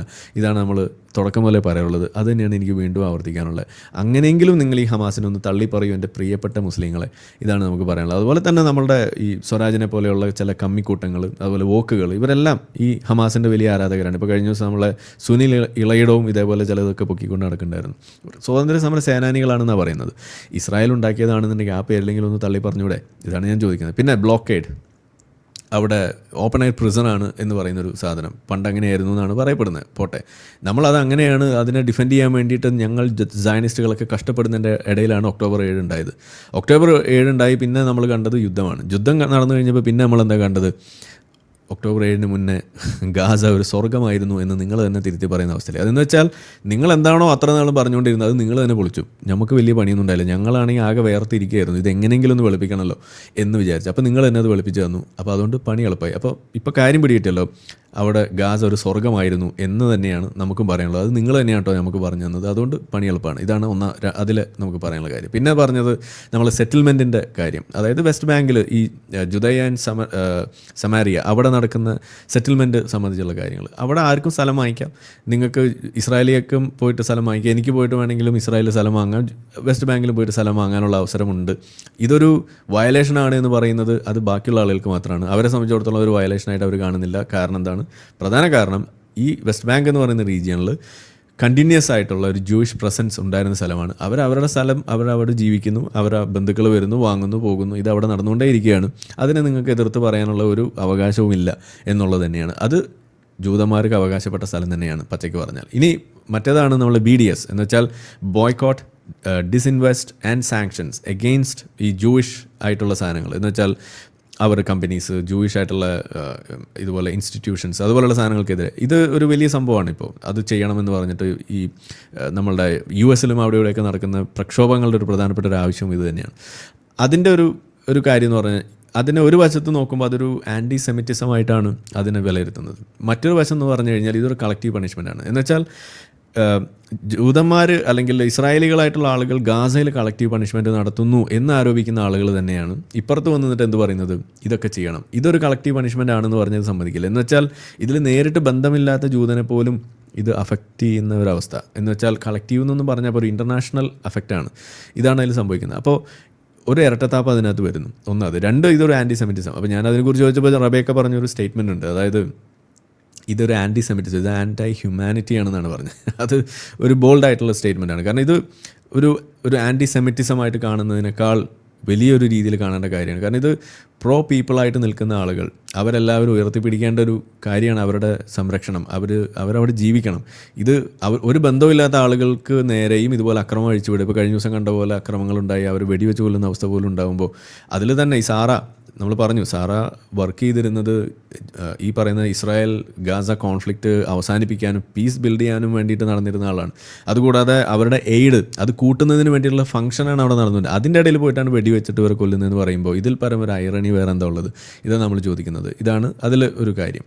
പിന്നെ നമ്മളെ പ്രിസണർ ഡിറ്റൻഷൻ സംബന്ധിച്ചിട്ട് അപ്പോൾ അതിൽ ഒരു വലിയൊരു ആരോപണമാണ്. ഇസ്രായേലികളായിട്ടുള്ള അവിടുത്തെ ഫോഴ്സസ് ഇതേപോലെ പാലസ്തീനിയൻസ് ആയിട്ടുള്ള ആളുകളെ പിടിക്കുന്നു. അവർ എന്താണ് വിത്തൗട്ട് ചാർജ് അതുപോലെ തന്നെ അഡ്മിനിസ്ട്രേറ്റീവ് ഡിറ്റൻഷൻ എന്നൊക്കെ പറഞ്ഞിട്ടുള്ള വേർഡ്സാണ് നമ്മളവിടെ കാണാറുള്ളത്. ഇത് സംഭവം അതിൻ്റെ ഒരു പ്രൊസീജിയറാണ്. ആ പ്രൊസീജിയറിനൊടുവിൽ കുറ്റം തെളിയുകയാണെന്നുണ്ടെങ്കിൽ അവരെ ശിക്ഷിക്കും, ഇല്ലാന്നുണ്ടെങ്കിൽ അവരെ വാൺ ചെയ്ത് തിരിച്ചുവിടും. ഇതാണ് നടക്കുന്നത്. അപ്പോൾ ഇതൊരു റുട്ടീൻ പ്രൊസീജിയറാണ്. ഇതിൻ്റെ തുടക്കം എവിടെയാണ്? ചെക്ക് പോയിൻറ്റ്സും ഇതുപോലുള്ള ആളുകൾ പിടിക്കുന്നതും. ഇത് ഈ ഇൻതിഫാദ തുടങ്ങി വെച്ച ആളുകളാണ് ഇതിൻ്റെ തുടക്കം. ഇത് പറയാതെ ഈ ഡിറ്റൻഷനെ കുറിച്ച് മാത്രം സംസാരിക്കുക എന്ന് പറഞ്ഞാൽ അത് ശരിയല്ല. അതാണ് നമ്മൾ പറയുന്നത്. അത് ഒരു ഫൗളാണ്. അപ്പോൾ ഇവിടെ നമ്മൾ ഇൻതിഫാദയെക്കുറിച്ച് പറയണം. ഇൻതിഫാദ ഉണ്ടാക്കി വെച്ച കുഴപ്പത്തിൻ്റെ ബാക്കി പത്രമാണ് ഈ സാധനം. അപ്പോൾ അത് നമ്മൾ പറയണ്ടേ? അത് പറയാതെ എങ്ങനെയാണ് മുന്നോട്ട് പോകാൻ കഴിയുക? അപ്പോൾ അതും അവിടെ ചർച്ചയാവുന്നു. എന്ന് വെച്ചാൽ ഇതൊരു ലീഗൽ പ്രൊസീജിയറാണ്. അവരെ ശിക്ഷിക്കേണ്ടവരെ ശിക്ഷിക്കുകയും വെറുതെ വിടേണ്ടവരെ വെറുതെ വിടുകയും തിരിച്ചയക്കേണ്ടവരെ വാൺ ചെയ്ത് വിടുകയും ബാൻ ചെയ്യുകയും ഒക്കെ നമ്മൾ ചെയ്യുന്നു. ഇതാണ് അവിടെ കാണുന്നത്. ഇനി അടുത്തത് ജേർണലിസ്റ്റുകളെ ടാർഗറ്റ് ചെയ്യുന്നത് സംബന്ധിച്ചിട്ട് അവിടെ ഒരു ചെറിയൊരു കാര്യം, അതായത് പല കാര്യങ്ങളും വിഷയങ്ങളും മറ്റുള്ള ആളുകൾ വാർത്തയാക്കുന്ന പോലെ അല്ലെങ്കിൽ ആഘോഷിക്കുന്ന പോലെ ഇപ്പുറത്ത് ആഘോഷിക്കാത്തതുകൊണ്ട് ചില കില്ലിങ്ങുകൾ അറിയുന്ന പോലുമില്ല. പക്ഷെ അപ്പോഴും അവിടെ ഈ ജേർണലിസ്റ്റ് ആയിട്ടുള്ള ആളുകൾ പലപ്പോഴും ഇപ്പോൾ ഹമാസിൻ്റെ തന്നെ ജേർണലിസ്റ്റ് ആയിട്ടുള്ള ആളുകൾ ആ വേഷം കെട്ടിയിട്ട് വന്നിട്ട് അറ്റാക്ക് ഒക്ടോബർ 7 പോലും പങ്കെടുത്തതിനെ കുറിച്ചുള്ള വാർത്തകളൊക്കെ നമ്മൾ വേറെ വായിച്ചിട്ടുണ്ട്. അത് മാറ്റി വെച്ചാൽ തന്നെ പല ജേർണലിസ്റ്റുകൾ ഇതിൽ അറ്റാക്കിൽ പെട്ടുപോകുന്നത് അത് ഇവരുടെ തന്നെ ഫയറിങ്ങിലോ മിസൈൽ അറ്റാക്കോ ആകണമെന്നില്ല. മറ്റുള്ള ഇപ്പോൾ ഹൂത്തികൾ വിടുന്നതിൽ പെട്ടുവിട്ട് അവർ മരിക്കുന്നു. ഇവർ തന്നെ വിട്ടിട്ടുള്ളത് വന്ന് വീണിട്ട് ബാക്ക് ഫയർ ചെയ്തിട്ട് വന്ന് മരിക്കുന്നു. പിന്നെ ഇതിൻ്റെ ഒരു കൊളാറ്ററലായിട്ടുള്ളൊരു ഒരു ഹസാർഡാണ് ഈ പറയുന്നത്. ഇതുപോലെ വാർ സോണിൽ റിപ്പോർട്ട് ചെയ്യാൻ പോകുമ്പോൾ ഉണ്ടാകുന്ന പ്രശ്നം എന്ന് പറയുന്നത്. എന്തായാലും ഇതിനകത്ത് ചില സമയങ്ങളിൽ അത്തരം ഇപ്പോൾ ഈ പാരാമെഡിക്സിനെ കൊന്ന ഒരു കാര്യം, അതിൽ ഇസ്രായേൽ അവിടെ അവരുടെ സൈന്യത്തിന് അക്കൗണ്ടബിൾ ആക്കുകയും അതിൻ്റെ പേരിൽ 4-5 പേരെ സസ്പെൻഡ് ചെയ്യുകയും ചെയ്യുന്ന അവസ്ഥ വരെയുണ്ട്. അപ്പോൾ കുറ്റം തെളിഞ്ഞു കഴിഞ്ഞാൽ IDF അവരെ ശിക്ഷിക്കുന്നു, അതിനുവേണ്ടി അവരെ മാറ്റി നിർത്തുന്നു, ആ രീതിയിലേക്ക് പോകുന്നു. അല്ലാത്ത കാലത്തോളം അവരതിനെ റിജക്റ്റ് ചെയ്യും. ഇതാണ് നമ്മൾ കണ്ടിട്ടുള്ളത്. അപ്പോൾ അവിടെ ഒരു അക്കൗണ്ടബിലിറ്റി ഫാക്ടർ ഉണ്ട് എന്നുള്ളതാണ് നമ്മൾ കാണുന്നത്. എന്തായാലും ഈ വിഷയത്തിലും നറേറ്റീവ്സിൻ്റെ ഒരു വാറാണ് ഇതിൽ പലപ്പോഴും കൂടുതൽ പൊങ്ങി നിൽക്കുന്നത് എന്നുള്ളതാണ് നമ്മളിതിൽ കണ്ടത്. പോട്ടെ, നഖബ ക്ലെയിംസ്. ഈ നഖബ നമ്മൾ പറയുമ്പോൾ എപ്പോഴും ഒരു ഇസ്ലാമിക് ഒരു ഇരവാദത്തിൻ്റെ ഒരു സാധനമാണ് ഈ നഖബ എന്ന് പറയുന്നത്. മുസ്ലിങ്ങളെ ആട്ടി ഓടിച്ചു എന്ന് പറയുന്നത്. ഇതിൻ്റെ സത്യാവസ്ഥ എന്ന് പറഞ്ഞു കഴിഞ്ഞാൽ മുസ്ലിങ്ങൾ അവിടുന്ന് ഇറങ്ങിപ്പോരൂ, നമ്മൾ ജൂതന്മാരെ കൊല്ലാൻ പോവുകയാണ് എന്ന ആഹ്വാനം വിശ്വസിച്ച് മുസ്ലിങ്ങൾ ഓടിപ്പോരാണ് ഉണ്ടായത്. അങ്ങനെ ഓടിപ്പോരാതിരുന്ന മുസ്ലിങ്ങൾ ഇന്നും ഇസ്രായേലിൽ ജീവിക്കുന്നു. പോകുന്നവർ ഇന്ന് അപ്പുറത്ത് ഒരു ഗതിയില്ല പരഗതിയില്ല എന്ന് പറഞ്ഞിട്ട് ഇന്നും നടുമുറ്റത്ത് അവിടെ കുടിലും കെട്ടി ടെൻറ്റ് അടിച്ച് ജീവിക്കേണ്ട അവസ്ഥയിലാണ്. ഇതാണ് സംഭവിച്ചത്. മാത്രമല്ല ഇതിൽ മുസ്ലിങ്ങൾ മാത്രമല്ല ഇറങ്ങിപ്പോകുന്നത്, ജൂതന്മാർ ഇപ്പുറത്തുനിന്ന് എക്സ്പെൽഡായി. ഇതിലൊന്നും പെടാത്ത ജൂതനും മുസ്ലിമും അല്ലാതെ ക്രിസ്ത്യാനികളും ഇതിനകത്ത് അഫക്റ്റഡായി എന്നും കൂടി വരുന്നിടത്താണ് ഇതിൻ്റെ പൊള്ളത്തരം. എന്ന് വെച്ചാൽ ഈ നഖബ എന്ന് പറയുന്നത് ഒരു വലിയൊരു കള്ളത്തരാണ്. അത് മുസ്ലിങ്ങൾ ഒരു വലിയ ഒരു ഇരവാദത്തിൻ്റെ ഒരു ടൂളായിട്ട് അത് മാറ്റി. സത്യത്തിൽ ഈ നഖബ എന്ന് പറഞ്ഞു കഴിഞ്ഞാൽ ഇറ്റ്സ് എ ഫെയിൽഡ് എക്സ്പൾഷൻ അല്ലെങ്കിൽ ഒരു ജനോസൈഡ് അഗെയിൻസ്റ്റ് ജ്യൂസ്. അത്രേ അതിന് നമ്മൾ പറയേണ്ടതുള്ളൂ എന്നതാണ് നമുക്ക് പറയാനുള്ളത്. ഏതായാലും ഇതൊക്കെ നമുക്കിന്ന് ചർച്ച ചെയ്യാനുള്ള ഒരു അവസരമായിട്ട് ഇന്ന് നമ്മൾ മാറ്റി. പിന്നെ ചില ക്വസ്റ്റ്യൻസൊക്കെ ഇവിടെ മറ്റുള്ളതും വന്നിരുന്നു, നമ്മളോട് ചില ആളുകൾ വിളിച്ചിരുന്നു. എനിവേ, നിങ്ങൾക്കത് പരിപാടി നിങ്ങൾക്ക് ഇഷ്ടപ്പെട്ടു എന്ന് വിചാരിക്കുന്നു, കണ്ടിട്ടുണ്ടാവും. എന്തായാലും ജോയിൻ ചെയ്ത എല്ലാ ആളുകൾക്കും നന്ദി. നമ്മളുടെ ഈ പരിപാടി അത് വിജയിപ്പിച്ച കാണികൾക്കും വിളിച്ച ആളുകൾക്കും പങ്കെടുത്ത ആളുകൾക്ക് എല്ലാവർക്കും നന്ദി അറിയിച്ചുകൊണ്ട് തൽക്കാലം നമ്മളിതിവിടെ വൈൻഡപ്പ് ചെയ്യുന്നു. മറ്റൊരു ലൈവും വിശേഷങ്ങളൊക്കെ ആയിട്ട് അടുത്ത ദിവസം നമുക്ക് കാണാം. അതുവരേക്കും എല്ലാവർക്കും ഒരു ഗുഡ് നൈറ്റ്.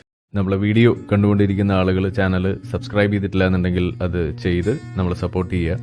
മറ്റു രീതിയിൽ സപ്പോർട്ട് ചെയ്യാൻ ആഗ്രഹിക്കുന്ന ആളുകൾക്ക് അതിൻ്റെ ഡീറ്റെയിൽസ് ഡിസ്ക്രിപ്ഷനിലുണ്ട്. നിങ്ങളുടെ ഓരോ ലൈക്കും ഷെയറും അതുപോലെ കമൻ്റ് ഇടുന്നതും ഇതിൽ ഈ വീഡിയോ അതിൻ്റെ താഴെ വരുന്ന കമൻറ്റുകൾക്ക് നിങ്ങൾ പ്രതികരിക്കുന്നതെല്ലാം തന്നെ വീഡിയോയുടെ റീച്ച് കൂടുന്നതിന് വലിയ തോതിൽ ഉപകാരപ്പെടുന്ന സംഗതിയാണ്. അപ്പോൾ അതുകൊണ്ട് അതിൽ നിങ്ങൾ ഏർപ്പെടണം എന്നും കൂടി ഞാൻ അഭ്യർത്ഥിക്കുകയാണ്. മറ്റുള്ള രീതിയിലുള്ള സപ്പോർട്ട് തുടർന്നും നിങ്ങളുടെ ഭാഗത്തുനിന്നുണ്ടാവും എന്ന് പ്രതീക്ഷിക്കുന്നു.